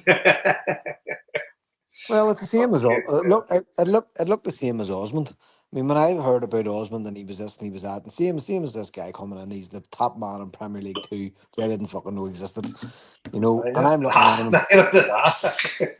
You know what I mean? And I'm expecting this guy to come in, hit the ground running, be straight into games, you know, and fucking all set, coming out of this great year that he's had, and you know, and you've hardly seen him, and there's hardly been a fucking word about him. In fact, the other week, I don't know what the fuck happened. One of the matches I was watching, I think I left the room or something, and I came back and he was on, and I hadn't realised that he'd come on. I was like, who the fuck is that? And then it was like 2 minutes to go or something, and it was your man Osmond. And holy fuck, I didn't even realise he was on the pitch. You know, so it's just the fucking club. I never ever hating my expectations of Celtic. You know, and it's mental, because last year we broke our fucking transfer, we smashed our transfer record and shelled out 14 million on a player. And I just can't get away from the feeling that last year's transfer window is informing this year's transfer window. And the board are saying, nah, we spent too much on those two cunts and we're not doing the same thing this year, Brenton. I mean, Marty, look at that centre half. I really struggled to get my head around this one today. Right, so I can understand the whole we sometimes wait till the English teams have put their squads together and there's players, not in the squads, and we might take one of them end of the window. That's not happened, right? The boys played a handful of games so far, 5 games, I think, for Man City, right? So if he's available earlier than that squad confirmation thing, why have we waited till we finished our last pre-season friendly? So he wouldn't have done much of pre-season because Man City will be miles behind us. So are we going to pitch this fucking 19-year-old boy straight into the first team? It just makes no sense. And we brought Sean Maloney in as his pathway to the first team guru or whatever. Dane Murray has played pretty well. No, Dane Murray might not be good enough to play for Celtic, right? That remains to be seen. But he's looked really good. Exactly. That's my point. So if now's not the time to give him an opportunity, when the fuck are we ever going to give players like that an opportunity? So it just really makes zero sense. The boy might be world class. I've not seen anything of him. He played against us last summer when we beat them. And I think someone said he's played 5 times for Man City and they've lost all 5 games, which is not a great start. And by the way, this has been the worst Man City team in the last 10 years. Yep. Last season. Yep. So don't get me wrong, they were quality teams the other fucking 9 years, but they were fucking hopeless last year compared to it. Yeah, and I think look at Paddy Roberts. I don't know what age he was when we got him in, right? But attacking players at that age are kind of quite fearless, aren't they? They're just kind of like give them the ball and they'll do what they do. But central defenders at 19, fucking they're well renowned for maturing at 24, 25, whatever, and then having something about them. So he might be brilliant and he might prove us all wrong, but in line with the rest of the summer, it's just and again a comfortable feeling. If you look at that again, Liam, through last season's prism, right? I really do think that last year has had a huge effect on this year. So they're looking at fucking Rodgers going, "You're looking for another centre back? We'll give you £6 million last year to sign Austin Trusty. What's he doing still here? You're not getting any more money for centre backs here. Here's go and get a loan deal." And you've got that wee lad, Dane Murray, now playing. You started him in pre-season. I swear to God, that's what I think the conversations are that are going on. I mean, unless Murray's going out on loan, so Welsh is away apparently, or close to being away. So unless we're going to put Murray out for 20 or 40 games on loan to someone, and then this boy's number 4. But I don't see Man City. I think there was a lot of interest in him, so I don't see Man City sending him up and saying, put him as your 4th choice centre half. Yeah, it doesn't really. And the thing is, Man City were only entertaining loans; they weren't selling them. Yeah. Well, that's my point. There's no sell-on clause either. You can't buy him. You can't. So he could be a hero for us all year. Now next year, he's away to fucking. See the false economics, Marty. Like the Engels money, I'm not worrying about because I think he'll be a class act, right? The Ida money, right, we definitely overpaid there, right? Austin Trusty is not been a massive success. And see, to be fair, he's looked pretty good in pre-season and he's just had a baby and stuff like that. So maybe he'll settle down and maybe he will be the player that they hoped he was going to be. So who knows? But at the end of the day, that's a fair chunk of money, right? So out of all that, you're talking, 25 million between the 3 of them, 25, 26, 27 million. Right, so it's a lot of money for Celtic to lay out. But we fucking get that in. We get that and change with 2 players that we sell out the door. And then you look at the money you were getting for Bernardo and folk like that. The money we get in, like players that were fucking, they were nothing to us. You wouldn't have cared if you never seen them again. If they just had loan, and their contract run out. But actually, and that's where the board must be commended, right? They've got his money in for every fucking angle, as you say, the Frimpong money and whatever. So it's not as if we've took a loss in these players. When you look at it net compared to what you've got in, compared to what you've put out, we're fucking up a fortune. And every deal you sign is not going to be a cast iron success. But by God, we fucking won more than we've lost with certain players. I mean, you get back to the Moussa Dembele, 800 grand. What we paid out for players, fucking unbelievable. Tierney, fucking nothing to 25 million. What do you know something in the back of my mind as well? See, because they've got Tierney in a 5-year deal, he'll be getting like 30 to, I don't know, 30 to 40 grand a week. But I would say probably McGregor's still going to be the highest paid player in the club or whatever. But Tierney will not be a kick in the arse off it. They'll be sweating over it. Do you know what I mean? They'll be sweating saying this is some fucking outlay we've put in him. Do you know what I mean? You've got him for Buck Shea. That Arsenal, if he was willing to play ball, Arsenal would have got fucking 20 million for him or 15 million. But we've got him for Buck Shea, and they'll be panicking because he's on a 5-year deal and good money. But he wouldn't have been hard to deal with. Do you know what I mean? No, fucking sure, no, but that's he was just but desperate to get back. You're setting Tierney aside because Tierney's the opposite of what we always talk about. You're not paying the Scottish premium for Kieran Tierney. You're actually paying what he's worth. He's a fucking absolute top class player. Like, look at that cross. Look at his crossing. You know what I mean? Over the last couple of weeks, you're just looking going. The through ball the other night as well. You're just like, here we go. You know what I mean? So, and by the way, he'll get his goals as well. You know, he's added that to his game. No doubt. So that's Kearney's kind of he's the one that proves the rules. You know what I mean? Because you set him aside. We're usually paying the Scottish premium for halfway shade players to actually take a jump and come and play with us. Who are just decent, but you have to pay more to get them, sort of thing. So, you know. Do you think, Jason, that sorry, Marty, do you think, Jason, that they're kind of leaning into it, going like, well, we have Tierney, you're not entertained then, no? Are they kind of like, are you not entertained? You know what I mean?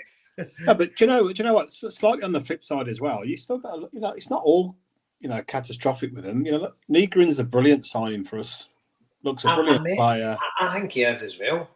But the money we paid for him, the way there seemed to be no competition for signing, which was bizarre, really. I know. For us to get in and get that, and we've signed loads of brilliant players in our recent times as well for good money that become really valuable players, but we just seem to make fucking such hard work of the overall process, really. But and like we knew Hugo was away in January. Everybody knew by looking at him that Kuhn was going. Correct. Right. So that sort of work should have all been done, and as you say, maybe it has, and we just don't realise yet.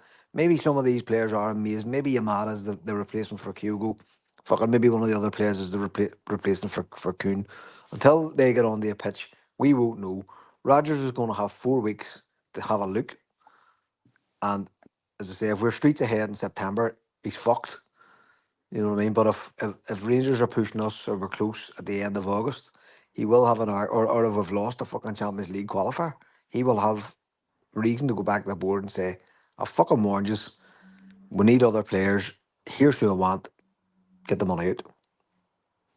I don't think there's a replacement there for Kuhn, Marty, because I did think Nygren be looking at some of his videos, but he definitely seems to be through the middle. I don't think we've got any wingers at all. No, totally.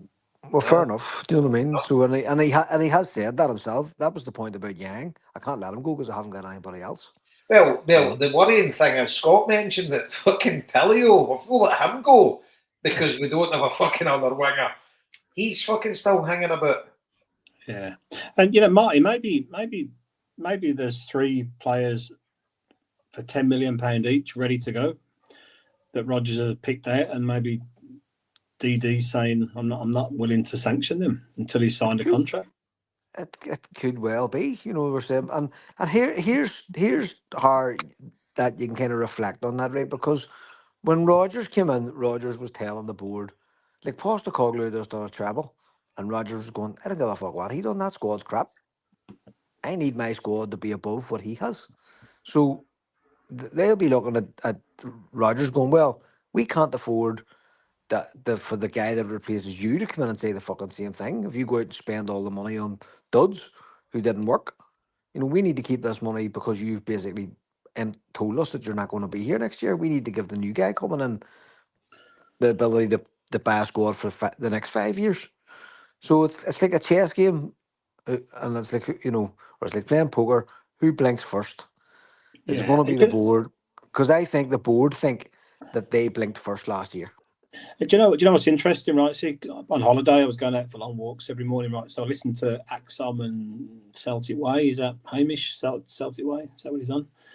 I don't normally listen to any of those guys, but I can't remember which one. I think it was Axom was saying that obviously Engels, Trusty, and Eder have had all the stick about the price tags and what they've contributed last season. All three of them played 10 out of 10 Champions League games, which surprised me. Yeah. Now, obviously, some of them would have been subs appearances as well, but all three of them featured in that great run that we had last season.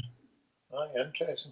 But see the stick and twist thing, right? It's an interesting thing when you think about it, Marty, right? Because this is all just fucking conjecture here, and it could be absolutely bullshit, right? But maybe Rodgers has been open and honest with the board, right? And the board haven't got, because let's face it, they didn't put any shackles on Ange. Because Ange had the Midas touching the transfer market, and I reckon Ange could have asked for anything, they would have gave him it. I don't agree with that, but we'll come back to that. But carry on. Right. Okay. Well, I think Ange had proved himself very quickly at Celtic, and he was obviously a fan's favourite. And obviously in Europe, we hadn't really proven in Europe. But I reckon Ange would have had the board. Like, they would have. And saying that, I might be contradicting myself here, but Ange was obviously happy with the way things were going and stuff like that. But he'd obviously made his mark. But obviously they had no inkling that he was going to jump ship. Hence, he was still getting support for them. So maybe Rodgers has been open and honest with the board. And that's where it's maybe fallen down. That if he'd been a bit more sleek with them, and maybe they've called him out and says, look, you're coming to the end of the year, we want commitment here, we want a 1 year rolling contract or whatever, maybe he's not signed it. Hence why I don't know. But maybe Rodgers has just said, look, I'm committed for 3 years. Fucking know, Jason. Yeah. None of us know. We're all spitball. What were you going to come back to, Liam? I was interested. Just, and I could be wrong here completely, but just you think about the signings that Ange made. It seemed to go. Obviously, started off amazingly well with Kyogo, Jota, and Carter Vickers, and then Hatate and Maeda come in January. I'm trying to think of who else he signed that was Alistair Johnson, I think, coming to replace Juranovic. But who else did he sign that was good as we were going towards the end of his spell there? And, it was Bernardo's and stuff like that, wasn't it? Yeah, and obviously Rodgers' first summer transfer window, you've got to think that at least half of them players were either Ange kind of scouting or approved by Ange, or something along those lines. Well, that's what we thought. Kwan and whatever. And with your Navrocki and everything. Yeah, so you just wonder whether Ange was kind of feeling confident of getting that back in. Maybe that contributed towards him not wanting to stay. I mean, he's never going to turn down Tottenham anyway. But I think it was just a Tottenham thing. I think Ange would have been happy to stay, but then it obviously got the approach for a club like that, and he was off, and the rest is history. But I think he had the kind of confidence that. Why the fuck has Rodgers not got the confidence of the board? It must be what Marty says. Like, the board have looked for confirmation that he's willing to see it out longer than the 3 year, and maybe he's no committed. No, but also too, Jason, our board look at football players as assets to be sold. Right? So they're looking at fucking Ada, and they're looking at Engels, and they're looking at Trusty, and they're thinking, we're going to lose money in these three. That's the way these fucking fools think. They don't, you know what I mean? They don't think, oh my God, what a brilliant Champions League campaign we had last year, let's do that again. They're looking at noughts and crosses from last year going, this doesn't fit our model. We'll never get 6 million back for Trusty. We'll never get fucking 9 million back for Ida. That's how they fucking think. But surely, Marty, there's got to be groups. There's got to be tranches of signings that you make. Do you know what I mean? There's got to be speculative ones, which we call prospects or whatever, which are low cost. No, Liam. The word you're looking for is projects. Projects. Sorry, it's projects. That's the word you're looking for. Tier, where we've invested. where we've invested 4, 5, 6 million, we've done all right in the main in the last few years on those sort of players like Jota and Carter Vickers, Kyogo, a few others. But and we talked about this last time in depth.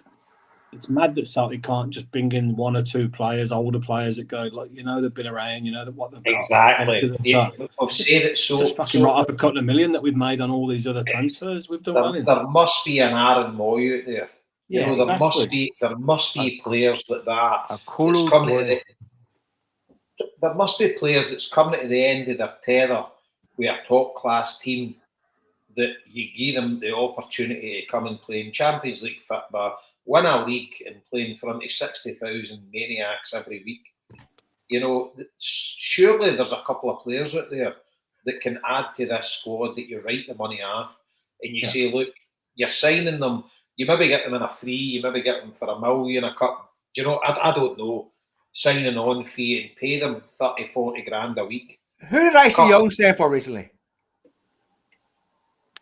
Ashley Young. Who did he say for recently? He said for somebody low league. You come in there bawling and shouting. Will you tell us? Who? I didn't even hear who you said. Ashley Young. Who did he He's say? He's about 40, man. Come on. Right. Well, he said an old fucking player, like an experienced player. I'm thinking like what I always pronounce this wrong, Jason, the boy from Athletic, Minuane.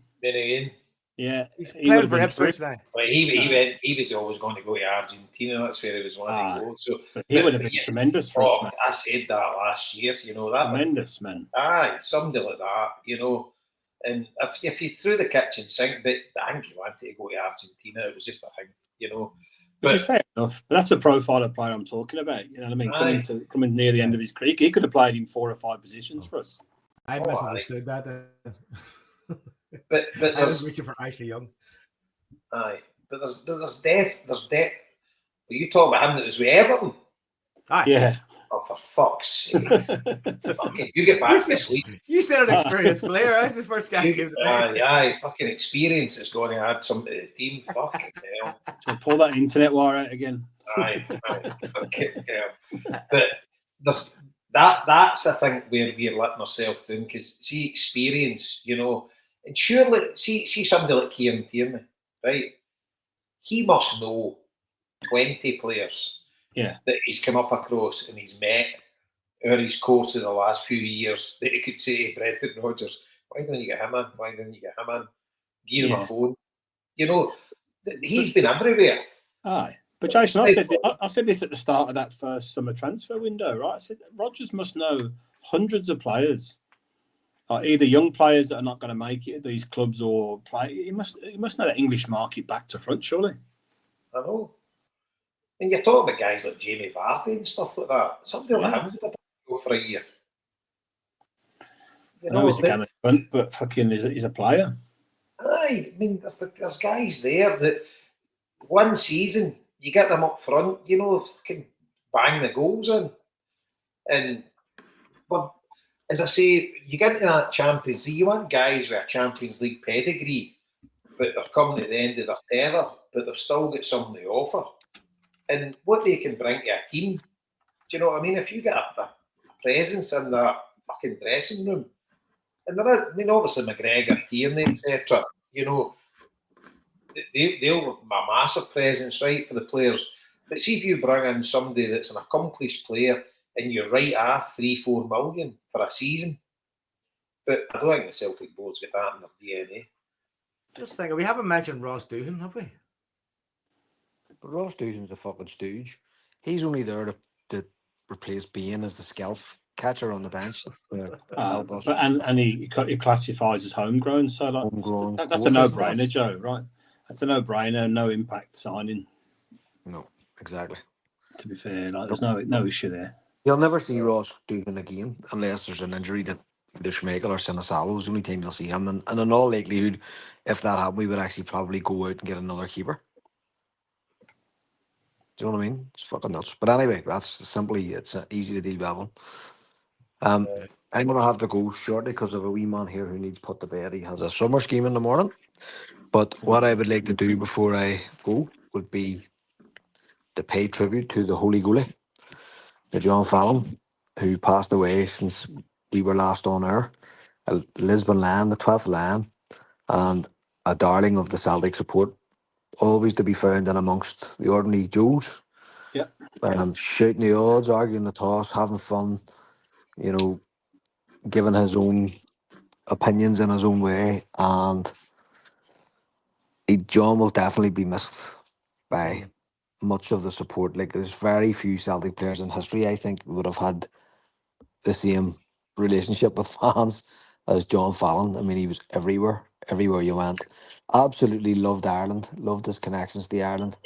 Um, John, John's family, the Fallons and my family, are actually from the same place, a tiny wee place called Giva in County Sligo. And for anybody who followed John on Facebook, you'll know that his name on Facebook was actually Sligo Tim. So John was always fiercely proud of his roots in the Emerald Ale. And I'll miss him. I'll miss his crack and his interest and his um, good humour, and sometimes his bad He's humour. abuse. his, his bad humour was as legendary as his fucking good humour. But what a great man, and a terrible loss for lots of people who knew him so well, so friendly with him, and travelled to the games with him. So his beloved wife Essie predeceased him by a few years ago, so he'll be up with her, fucking barking the ears off her in heaven, the two of them. And again, it's never it's a sign of all our immortalities when the Lisbon Lions, like with John Clark and stuff recently too, where our heroes are starting to leave us. So we bid them farewell, fare thee well, and Collie Sir. So anyway, I just wanted to have a few words about the main man before I hit the pit. Aye, no, absolutely. That's And it. totally echo that. And my thoughts go out to as well his great friend Tommy Stevenson. So I don't know Yep, if you knew absolutely. Tommy. Aye, you know Tommy. Everybody knows I Tommy. do. I know, Tommy. Tommy never misses a Celtic game. I don't think he ever misses a Celtic B game as well. You know, it just the guy lives and breathes Celtic, and he would go and Tommy lives down the borders, and he would take John. He would go with John to every game, every single game. And do you know what? There's very few. Tommy Callahan as well. There's very few ex-Celtic players that actually follow Celtic home and away, and I could count them on my one hand. And he was one. Never missed a game. Never missed a game. Lived and breathed Celtic, and obviously played for them, and played in the greatest ever team. You know, so regardless of what you thought of John, because he'd a lot of probably guys that didn't like him as well, because he was a carnacious character, but his heart was in the right place, and he just loved Glasgow Celtic, and he was there, and he was always there. And Absolutely. every single game, you know, you seen him everywhere, and it's very rare, believe it or not, Marty. You know, No, I do 100%. I see, mean, see going to the games, I see maybe George McCluskey, I see Tom Boyd. You know, I'd be hard pushed after that you know, to name players that go to matches regularly. So aye, aye. John was without. That's my point. I mean, far more Celtic fans would have had an interaction with John Fallon than maybe any other Celtic player. You know, because you would have seen him about, and as you say, like, he'd argued with fucking, he'd argue with his own Oh, shadow. Volcanic at times, and at times he had a lot to be angry about. John wasn't well fucking treated at Celtic. In fact, he was no, treated despicably sometimes. So. But I mean, the first time I met him, he was just doing the tour guide about 20 odd years ago when he was a tour guide at Celtic Park. And I remember my sister-in-law, who's not into football, you know what I mean? She's a Celtic fan, obviously, but she wouldn't know the ins and outs like the way she wouldn't talk the way we talk. And she came out of the fucking tour with a lifelong love of John Fallon. She says he fucking hated everybody. He hated the refs. He hated the press. He hated the old board. He just ranted and raved his way around Celtic Park that day. It was complete fucking entertainment, like from start to finish. He was just brilliant, and he made a very poignant point. Like he said, "Look, I'm a Lisbon lamb, you know. most people don't really know me. I didn't play in the first team, so I'm not in this, the Simpson fucking Clark Gamble fucking, the list that they say. He says, but I'm as proud as anybody to be here. And he says, he was talking just about, he was showing us around the players' lounges and the deer seats and stuff. And he was in the main stand, and he says, genuinely honestly, he wasn't making a point. He wasn't being pointed about it, but he said, I don't like this view. He says, I don't like sitting in this stand. He says, I like sitting in the Jackstein stand up nice and high where I can watch the tactical battle unfold. He says, it's harder to do from this vantage point, and this is these are the most expensive seats in the house. That's stuck in my head for years. I was going, that's a really fair point. John was making his decisions based on, as a football fan, he wanted to see how the teams were setting up and challenging each other. That's easier to do from above the goal than it is as like a view nearly where you're level with a pitch on the sideline. So I always thought that was a lovely attitude towards football for somebody who could have been working in in one of the corporate boxes or something like that, doing meet and greets. Jason, did you not tell a story like that from one of the Lions before as well? You were sat next to one of them watching a game? That was Bobby Lennox. Yeah. No, it was I was in a box one day, and I tell you the game it was. I've mentioned it on the pod loads of times. We were playing Hibs and we beat them 5-0 at Selleck Park, and a guy was into selling insurance for here, and he invited our John in and another, so I was the other. And then John couldn't go, so it was me and Joe ended up. He'd seen his face was tripping. Not fucking John's like, you're like, all right, Jim. Okay. That was going to cost me a fuck. Get the swallow up. So you're sitting there, and it's one of the ones in the main stand with the glass in front of you, and I'm having a laugh. Next thing, chap my door. I went to open the door. Bobby Lennox standing there. Do you mind if I come in and watch the game with these boys? I'm like, fucking near the collapse, man. I'm fucking ready.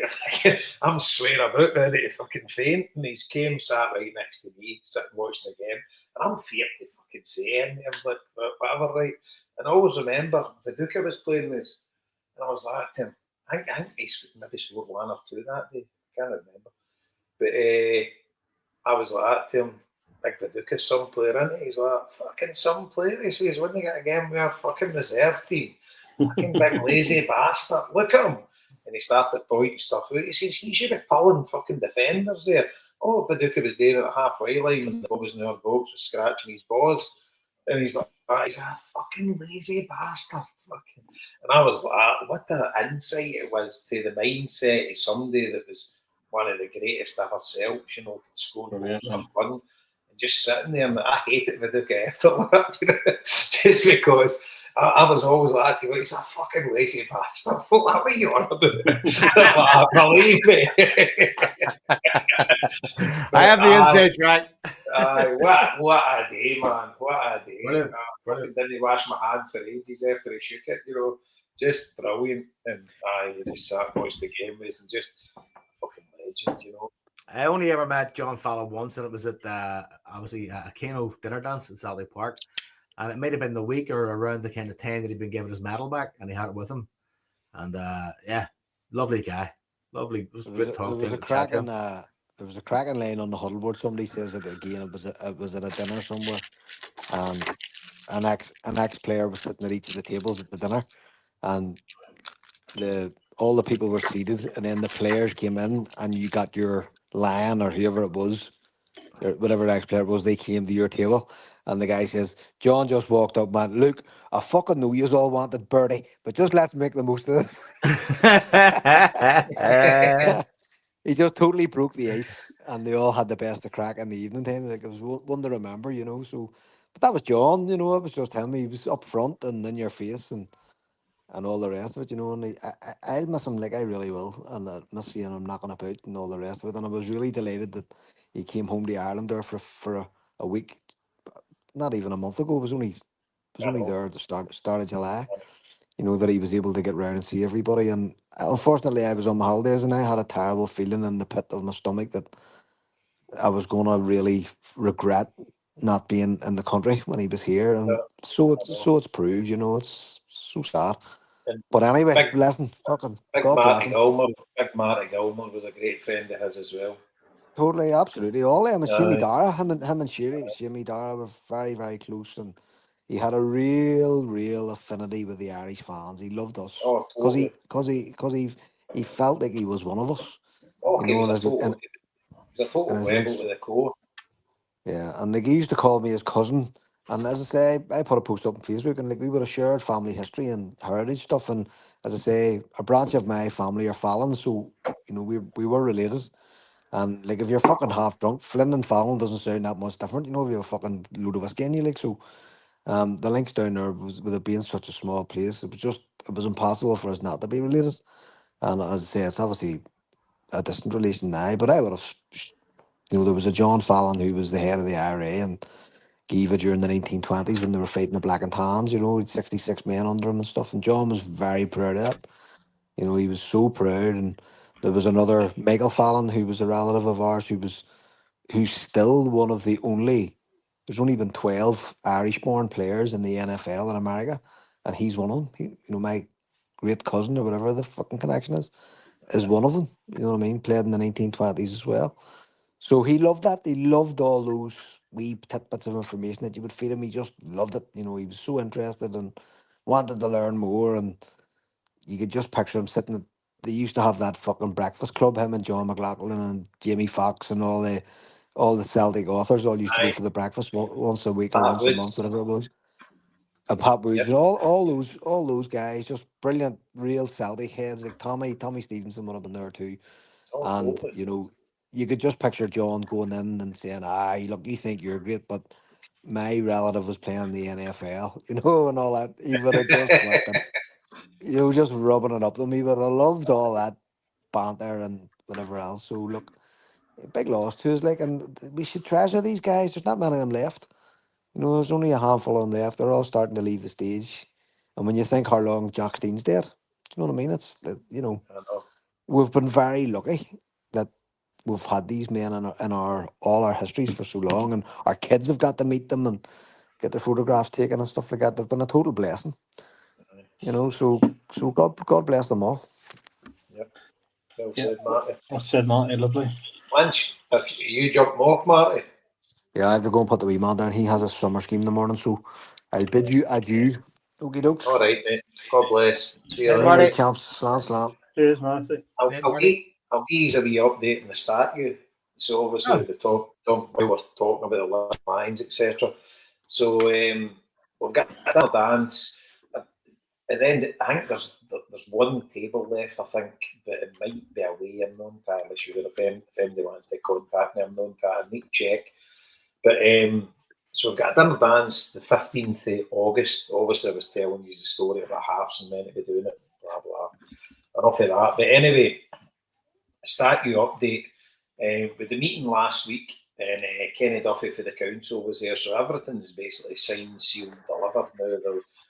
They've put a survey out for locals to say what they want, or anybody to say what they want. So I shared it about, and people filled it in, etc. And that's no any. It's no basically going to be a vote to whether the statues. Everything's signed, sealed, delivered, and the statues now getting sculpted, and we've picked the design.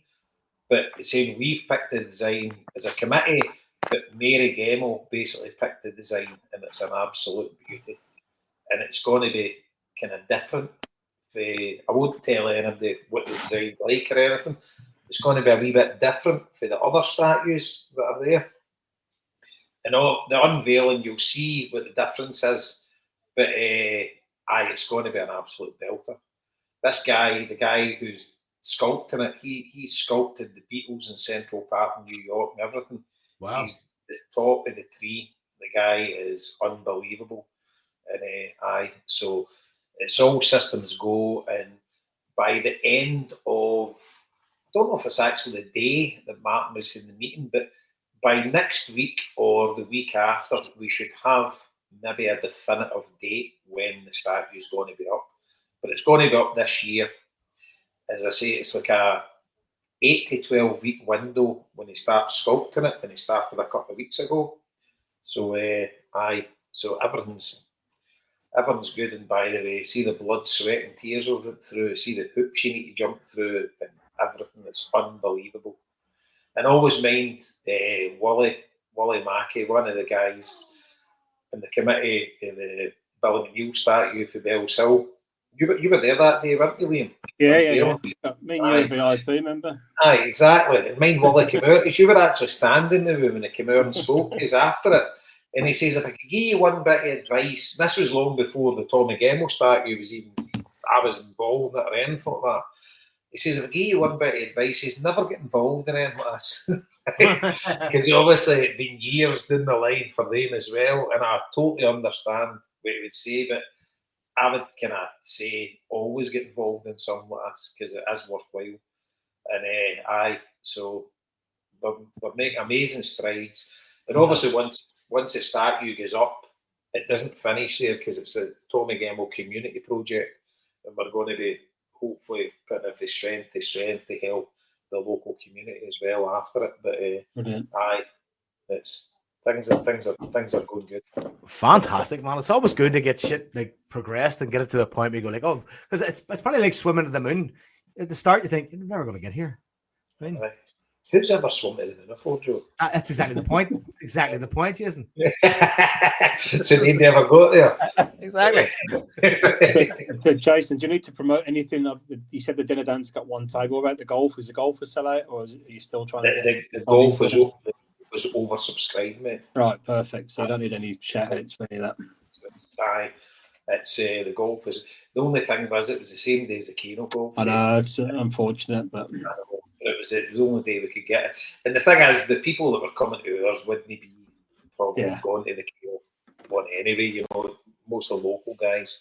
But it's been a long journey, and hopefully it's kind of coming to the end. But we've got a big night in DL Park on the 15th. It'll be a brilliant night, and we've got that in the golf day, and will definitely be over our target. We've got the money for the statue now, but we need to pay VAT on it, etc.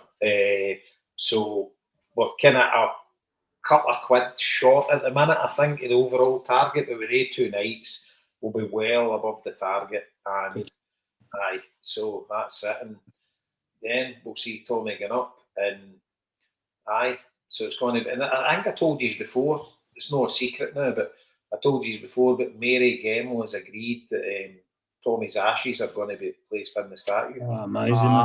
Amazing. Aye. So amazing. That's really fitting, that, isn't it? That's really good. Oh, aye. And Mary's been amazing. She's been outstanding. The work she's put in as well, unbelievable. Some of the stories as well. Honest to God, I could be here all night telling you stories she's told us. Do you know Tommy gave her all his old Celtic strips and all that, right? He just left them. He did a day in with them. And ones that he swapped them, that she washed them on, shrunk them at kid sizes.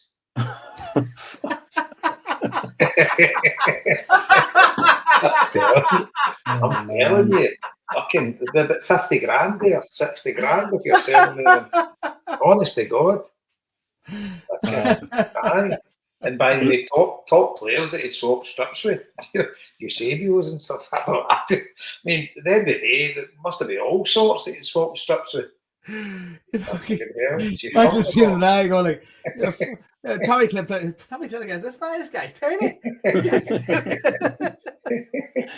Well, listen, two things we'll do, Jason. We'll get Marty. Is it Marty that came on last time from the committee? Aye, Big Marty. Yeah.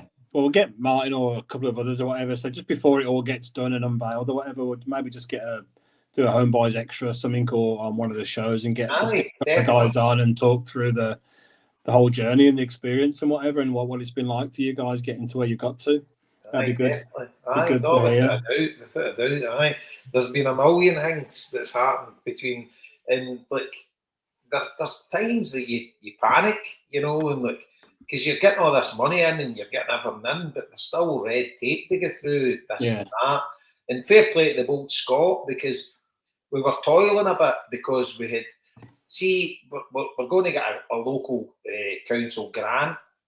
Yeah. So part of the thing with that was involving the local community. So we went to Motherwell College and get some of the students to draft basically the drawings, the CAD drawings, etc., for the surrounding areas, right? Yeah. But they were like, it'll be another 6 weeks because it's the holiday period. No, we're in a tight schedule here. So we've got a guy for the council that stepped in. He's like a bona fide project manager or whatever. So he's kind of stepped in and that's moved that right on as well. But there's been loads of like hurdles. See like getting charity status and then getting it so that you can get gift aid, etc. See jumping through hoops and everything between, oh mate. And obviously then the accountant thing that I contacted you about as well, but that's kind of getting resolved now as well. Right, so good. There's just loads of stuff, because at the end of the day, we're just 6, 7, 8 civilians, that's just took this on and just, we don't have the expertise in doing stuff like this because none of us have ever done anything like this before. Is it the same as over here, where like if you have a community kind of group like that, you have to have a constitution and a chairman and a treasurer and a secretary and that kind of stuff? Yeah, so we've got all that now, Joe, because what we've got to do now as well, we need to communicate via email, so there's an audit trail, and every one of our meetings are minuted, etc. So we have to do everything official now. See, before we'd just be texting each other, I do this, do that. When we get merchandise, my big mate Craig, the boy CS Terrace T-shirts, he's been amazing. He's done the T-shirts for us.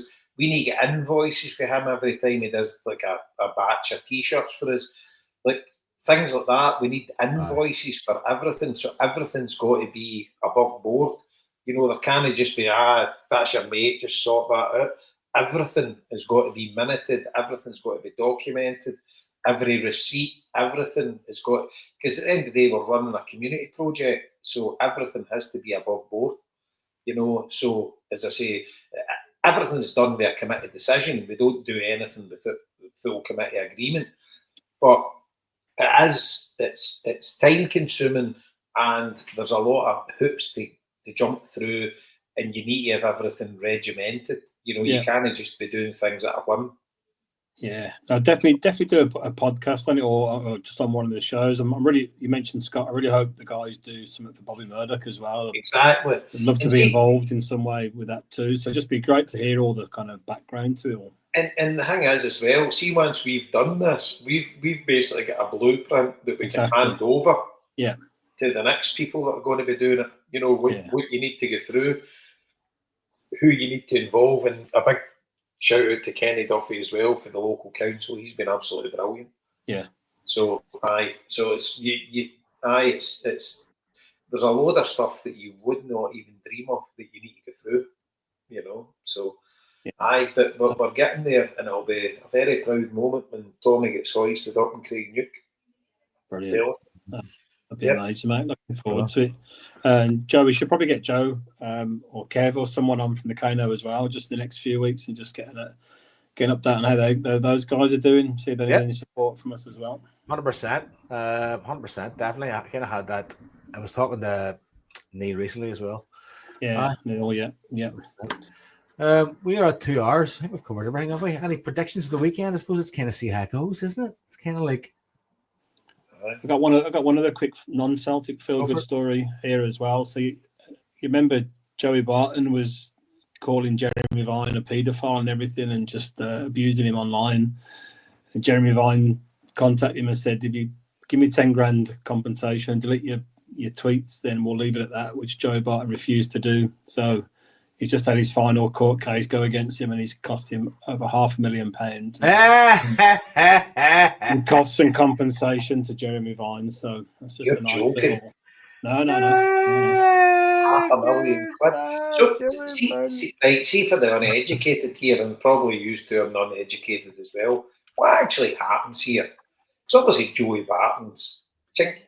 Maybe £500,000 in the bank. If he has assets worth it, they seize those, don't they?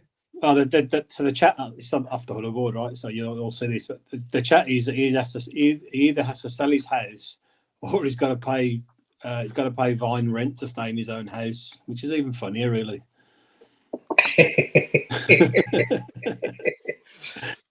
don't know how true that is or not, but either way. Jeremy Vine saying he has actually paid it.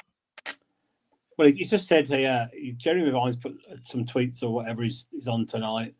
Thank you for the messages, blah, blah, blah. It's all concluded. I'm satisfied with the result. Mr. Barton has now paid out more than £500,000 in my case alone.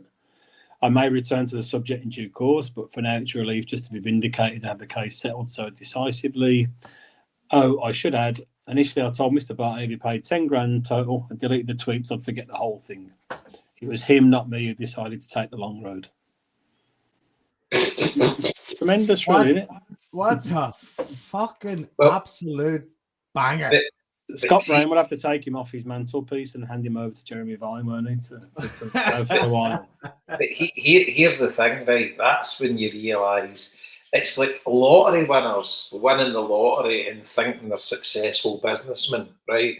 And just getting, rather than just keeping the money in the bank away, fucking tons of holidays and enjoy the rest of your life, right? And sort your kids out, right? Just don't have any more phone numbers on your phone and just fucking have a good life. He is an ex-fitter player that's fucking not got a very good fucking education, thinks he's a fucking guru, shouts his mouth off at everything, and then thinks there's no recourse, and then he's obviously found out, oh dear. But see, Jason, see everything about Joe Barton, his whole history, his family, everything that's gone on, everything's just been scumbag from start to finish with him. Like zero redeeming features, like. Oh, you've met my mate Ian McDonald, haven't you? I was just about to tell that. That's exactly what I was just about to say. Who's this dude? You tell it better than me, though. Have you met Ian? Yeah. Evertonian, like guy with grey hair. Oh, I think so. Yes. Right. Ticket guy. If you were good, you went to Goodison, he would have been the guy that got you tickets, probably. Yes. He would have been with Tony, big Anthony. No, so it wasn't Ian then, so the other ones, right? But anyway, Ian's good mate of mine, right? So he'd follow Everton everywhere, and he was over at a pre-season tournament. We were playing in Thailand, and Man City were playing. And they were in a hotel at night, and the Man City team was there, and the Everton team wasn't there. So there was a wee Evertonian, I've told this story loads of times, the wee Evertonian, one of the boys had their son with him, and he went up and he was like playing about with Joey Barton, and the wee guy had a boot at Joey Barton, like the young kid, and Barton's went round and like fucking swiped at him, and Richard Dunn seen it, and Richard Dunn cracked up and fucking went for Joey Barton, and the two of them, because the two of them get sent home. So Richard Dunn's had a go with Joey Barton, and Richard Dunn's that rage, and he doesn't want to get into a mad fight, and he's kicked the wall, and he's broke his leg or his fucking foot or something like that. So he was out of commission, and Joey Barton's been the fucking big lad and whatever, and Ian's just walked up and knocked him out with one punch. Ooh, really? Aye, so the two of them get sent home for Man City's pre-season tour. So my mate knocked him out with one punch, says he was a fucking dickhead. Fucking slapped a wee laddie. Fucking, obviously he's bevied. And fucking dirtbag, though. I mean, clearly a fucking dirtbag. A fucking dirtbag. And there's loads of them out there. And now he's on this, whatever, YouTube channels and whatever. And him and Conor McGregor should get a podcast together. It's fucking two cunts in a cave. Hosted by James English. Hosted by James English. But see the thing that he's come out with women's football and all that, right? And while you laugh at it, right, and I watch it and I'm like, this is shit, right? But it's see when you strip it back, it's a new sport. Women didn't play football before. So they're getting better, but they're not that good. But when you compare them with the men's game, it's shit, right? And that's just my honest opinion if you're watching a game of football for quality football. But you need to take a step back and say it's a kind of new sport. Because at the end of the day as well, you need to be conscious of going like, it may just not be for me. But Joe, they just won the Euros, right? Whatever you think about the sport, Jason, you're right in what you're saying, right? I watched the penalty shootout of the semis and the final. It was atrocious, but they just won the Euros, right? They've just won the second biggest prize that they can win within that sport. And some no-mark cunt like that's fucking calling them out. Do you know what I mean? Just for attention of people. I know. But again, Joey Barton's the kind of cunt that probably stands at the side of kids' football games and goes, "This is shit. These cunts are shit. This is shit," because he's such a fucking absolute insecure wankhead. He's a drain in society. You know, nothing's ever great. You ever heard them saying something's great? You know, but part of me about responding to these people online and talking about them online is, I think that's their grift. That's the grift. Aye, just drains in society. They just exude negativity at every turn. But back to the point, right? Women's football isn't for everybody, right? But the thing is, it is a new sport. Women didn't play football until very recently. There were very few women, you know, and still the amount of women that play football compared to men is minuscule. But at the end of the day, it is what it is. If you want to watch it, watch it. If you don't, right? But don't. The English women's team are now the best team in Europe. Yeah. It's the first time an English football team has ever won a trophy outside of England, ever. It's back-to-back as well, back-to-back Euros they've won. Aye, and I was driving back for the walk with the Maniac yesterday, me and Ellie, and know the big billboards that flash up new things. It says, "Congratulations to the Lionesses." I'm like, who the fuck put that there? Fucking wish it. Fucking congratulations to the Lionesses. When I stole the motor and launch a can at it. Just getting a tough on it, man. No, you're right though. It's a big, massive achievement, and you seen the kind of parade and reception they have. You go like, this means a lot of shit to a lot of people. And by the way, I couldn't help see when I was watching it. I was trying to think which. I don't pay attention to it, right? I'm not really interested in women's football, to be honest with you, right? Cards on the table. But when it came on, I was watching, I can't remember what game, and I flicked it on, it was on, and I'm like, I was trying to look, is that Ellen Road or whatever? Because it was loads of English fans everywhere. And Linda said to me, she says, "No, that's in," she knew somebody that was at it, and she says, "It's in Switzerland." And I'm like, what? And the amount of them that must have travelled there for that. You know, there's thousands of them. See the English game. Like, see Man United, Man City, Chelsea. They get 50, 60, 80,000 for the games down there, for some of the big games down there. Unbelievable. If you watch that Welcome to Wrexham, they focus a lot on the women's team in that show. And I think it was their final game of the season when they won the league was actually at the racecourse. A fucking full house. Yeah. It's interesting. Up at Birds. That's what we're saying. Up at Birds. And fuck Joey Barton. Joey Barton could fucking go and eat a bag of shit. Fuck him. He's a bag of shit, mate. He's a bag. Just been done for battering his missus again, surprisingly. Man, what a fucking balloon. Fuck off, mate. Anyway, that's a good way to end it. Fuck Joey Barton, and God rest John Fallon and Up at Birds. And I can't wait to see the statue in Craigmead, because that sounds like it's been a journey and a half, Jason. Joe, 5 minutes. We'll have a quick prediction for the weekend before we. I was going to put a bet on. I was like, you know what? Bet £100. Fucking -2 goals. And you're only going to get about £70 profit. I was like, that's not even worth it. That means the odds of that shit. You know what I mean? Let's try and predict the team and the result, right?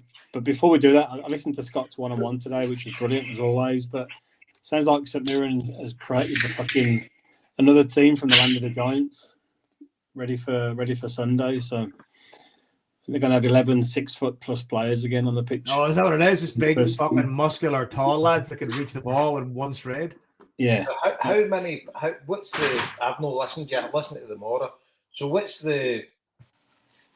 I've not really paid much attention to St Mirren at all, and most other Scottish teams, to be honest with you. What's their in and outs? Is it quite a lot of turnover? But I mean, like they had a I can't remember the name of a lot of the players, but they had a striker last year that was pretty good. They sold him for something like 160,000 or whatever, which is that's kind of a good profit for them to turn a player over. I think they sold him to. Was that the right nippy boy? The striker. I think he went to America or something, maybe at the start. Of the summer. Right. I remember that.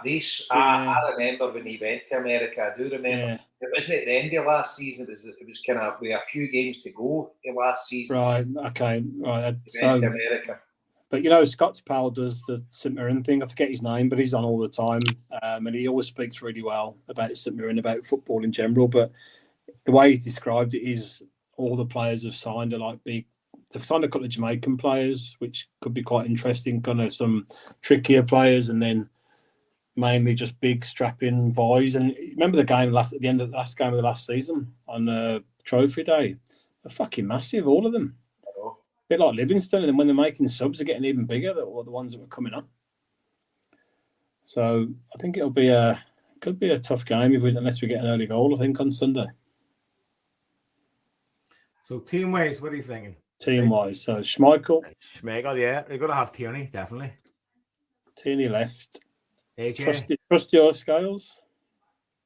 I say Scales. I would say Trusty. I think Trusty's been better, but I think he'll start with Scales. But I think Trusty's been the better of the two over pre-season. I'm going to go out on a limb and say I think Dave Murray might start on the right instead of Carter Vickers. Ooh. Do you know what? That's purely because of fitness, not because because Carter Vickers only played a half the other night, and he was like, yeah. I don't. Well, in that case, I'd put Trusty in then instead of Scales. I'll be honest with you, I think Carter Vickers will play. But yeah, we'll see. It's not a bad shout, but do you know what? I really hope Dane Murray gets a chance. Yeah, you got to try him, haven't you? He's had a good pre-season and everything else. You've got to try him. And Joe, I think Ralston will start ahead of Johnson for the. Johnson's even further behind than Carter Vickers, so I think Ralston will start and then maybe play 60 minutes. All right, interesting. Midfield: McGregor, Hatate, Engels. I think Negrin will start ahead of Engels. Well, Negrin's down here as a forward, so. Nah, the other two are stick on. Hatate and McGregor stick on. It's either Engels or Negrin, but I think Negrin will start. Negrin, Yang, Maeda. Who else? No, Negrin's a midfielder, so Maeda will definitely start. So your three question marks is Negrin or Engels, Yang or Forrest. I think Forrest will start ahead of Yang. And then Ida or Yamada or Kenny. Well, I'm not that's according to Ida's. I think Ida will start, but it could be his last chance, I think, to start. Last chance, the first game of the season. Not last chance as in permanent. I just mean that I think if he doesn't do much, if Yamada comes on and does well, I think he might just start to sneak ahead of him. Yeah. So I would, I don't know. In fact, I've just looked at a chat here. Strange Love the Doctor. He's kind of no too far away from what you were talking about. So he's put, I'll read it out. He's put Casper in goal, KT, Trusty, Murray. So you kind of went to that. Ralston, you went to that. Midfield, he's put Callum, Mack, Rio, and Engels. Then he's put forwards, Maeda, Ida, and Nygren. No, that's not good. See, Nygren's down as a forward on the Celtic website. I bet he's a midfielder, Joe. He's not played 1 minute wide for us just yet, so we're not going to put him in that for the first. He's not played 1 minute wide. No, he hasn't. But see, when you watch his videos, to me, I thought he would have been a replacement for Kuhn, right? Because he's left-footed and he was coming in for the right, and nearly all his goals were left foot, but they were off in the middle of the ground. But he was coming in for the right. But the way we've played him, he's definitely been a midfielder. So I would actually agree with you. It's like, here's a thing, right? I'm going to go off on a tangent. What about Bernardo? Is he kind of fell off a cliff with us? Well, I thought he looked decent the last game he played. He looked pretty tired, neat and tidy again. But I think if Negrin's... Right, this is the thing for me, right? If Negrin's going to play, you wonder whether Hatate's going to go. And whether it's going to be Engels, McGregor and Negrin, right? And I hope not, because Hatate's... Although I said last season, I think it's time for him to move on. I think he's maybe too good for us to lose him, but... I don't see Bernardo must be sixth choice midfielder for us just now. Say that again, what you said there, because that didn't make sense to me about Hatai. So Negrin is a central midfield player, not a winger, right? Yeah. So if he's going to start as I expect him to, then only one of Hatai or Engels can play, right? So maybe they brought Negrin in not to replace Engels, but to replace Hatai. Maybe Hatai's potentially going to move on. I don't see him and Hatai as the same type of player. Hatati's more of a. He's not as much a. I think Negrin's a ball winner. Negrin's like. Negrin's as you said he's a Matt O'Reilly type player. He's not a Hatai type player. But I wouldn't have called Matt O'Reilly a ball winner or Negrin. They're kind of the number 10 for me, really. Right. But they can put the foot in as well, and they can win balls. Callum McGregor's the ball winner. Right. Hatai not so much. Hatati's the silky midfielder. He's the guy that makes things happen. He's the guy. Yeah. But Negrin to me is all over the park. He was at Matt O'Reilly. He was like, I think he'll get us goals. He was like kind of all over the park, and he was like kind of, he was the maverick at the midfield when you were watching him, because he was out at the right, he was out at the left. Maybe he was just obviously trying to impress, but he'll settle down a bit. But I think, to me, it's McGregor, Hatai, and then it's Engels, Negrin, or Bernardo. And to me, I think Bernardo's by miles the third out the three of them. Yeah, I think McCowan's ahead of Bernardo personally. And you say to yourself, what's happened to him? Because he looked great. See just when they signed him and everything, he looked absolutely brilliant. He looked good in the start of last season. He looked good, and when he played, but never got much time, which was bizarre. But then cup final, he was absolutely horrific, man. I know. He had a right stinker, but so we've got 6 really strong central midfielders just now.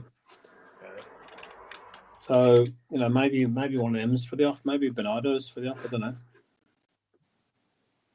Yeah. One of them, but I think Negrin will start on Sunday. Because Luke McCowan is like, he's the unsung kind of midfielder, and he's like the guy we would never sell, because he'll turn into like a Tony Ralston type player that will be more than happy to pick up his wage, give 110% every time he's called upon. And by the way, he's bloody effective as well. Gets you goals. Good player. He'll outscore all of our current midfielders over a period of time. Negrin might get a few goals, but he's got a pretty good goal return already. McCowan for the time he's on the pitch. Brilliant. But I think once Negrin finds his feet, I think he'll gives plenty of goals. Plenty. But we'll wait and see. Because Engels, I thought he would, obviously takes penalties, but I would have thought he would have gave us a load of goals. But he seems to be more of a defensive type midfield player than what I thought he was going to be. I can't still work him out. I put in the chat, obviously, recently. I still can't work out. Someone said to me the other day, I was having this conversation with someone that when he's box to box, went, well, I look at Petrov box to box. Petrov looks light years ahead of where Engels is. I can't quite work out what he is. I don't know if it's maybe the way the manager's telling him to play, but he's got all the tools. He's got everything there. He's got the ability to go in there. So I don't know. Yeah, it's not a criticism of him. What I'm saying, I still don't see what he is at the minute. I would agree with that. I think a lot of his play outside the box and the shots he was taking last season, if he can get those, he's a very dangerous player. He doesn't penetrate like Petrov did, doesn't like running into the box late for crosses and stuff like that there. But when he plays outside the box, he can turn and get a shot off, and a really powerful shot. But a lot of time last season, he was fucking hitting the outside of the post. It was going just wide, screwed straight to the keeper. It's one of those things. I think as he develops, he might become more of a fucking threat. But again, it's still to be seen what his actual complete package might be. Yeah, I think he'll be a big player for us this season. To be honest with you, I hope so. Because the other thing I said as well was, I know Scott was saying different, which is fine, but I think we've got a real problem if McGregor doesn't play, who can play in that same role as McGregor does just now? I'm not sure any of them are naturals at it at all. But I didn't think McGregor was a natural at it either when he started. You know, it's something you need to grow into.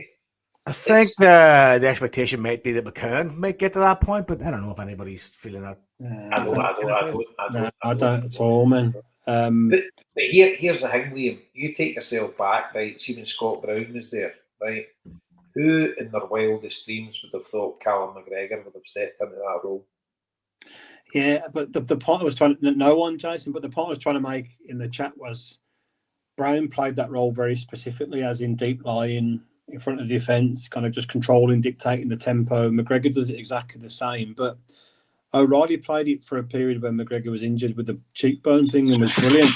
But I don't recall anyone else stepping in and kind of looking very effective in there. As Scott had said, we played well without McGregor last year. Maybe we did. I've just forgotten about it. We did. Right. I can't remember who played in that. Was it Engels maybe or somebody else? We kind of didn't have Andy playing that kind of specific role. But they were kind of all mucking in. You know, it was a hodgepodge, wasn't it? It was a hodgepodge.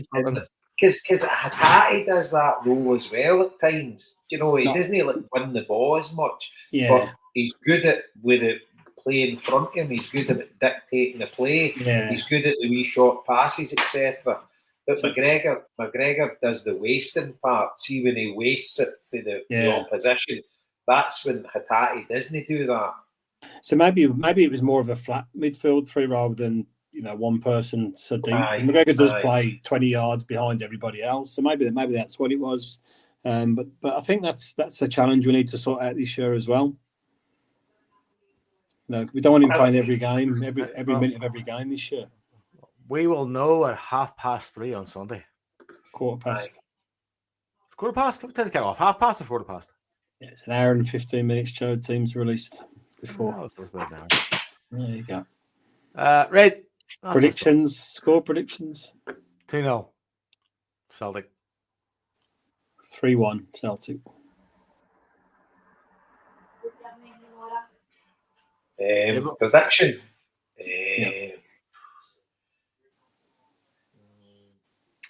I maybe I'll temper it. I'd maybe go about 3-1 Celtic. Right, well, 2-goal wins either way. So I'm hopefully going to be wildly wrong and we'll win 6-0. Strange love. The doctor says 5-0. There you go. Right, well, Jason, you've done your bit on the flags down the year, so have a look online for inflatable sharks just in case things go tits up. Get yourself on the pulse. Get ready. Explain that to me. That's totally been out of my head. So when we lost 10 in a row, or on the way to losing 10 in a row, and there was demonstrations up at the park and people there with inflatable sharks and throwing the barriers at the players and everything. So that's something we always get the piss taken out of us for. There's going to be bad news. So. The inflatable sharks. We're going to need bigger sharks. But it's if we draw, fucking hell, the world will fall in. It's a weird thing with Celtic, and it's like it's all just in my head because I don't follow Celtic social media. I don't follow I don't listen to any other Celtic podcasts. I don't know what anybody else is saying, but it's the Brendan Rodgers thing for me. Is just a bit odd at the minute. Yeah, and. I said to you at the end of last season, my big worry is the Brendan Rodgers thing this year.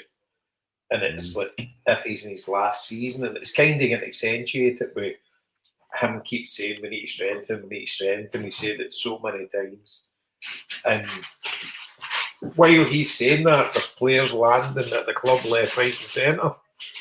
And he keeps saying we need to strengthen. I'm like, something's not right here. I think he's saying quality, and I think he's saying we need quality more than just numbers. That's his point. But Jason, there's multiple people talking about demonstrations on Sunday. Really? Yeah. Again, it's a huddle board chat, but people are talking about putting a message to the board, demonstrations, blah blah blah, and you're like, come on. 4 weeks to go in the transfer window. On the back of another double. Yeah. That'll work out well. That'll work. That'll teach him. The Ibrox Globetrotters, but they're on the march now, so. Apparently so. Right. That's us done. I'm waiting with bed. Well done. Right, folks. All right, nice one. Enjoyed it. Take it easy. Cheers, Cheers, guys. Bye.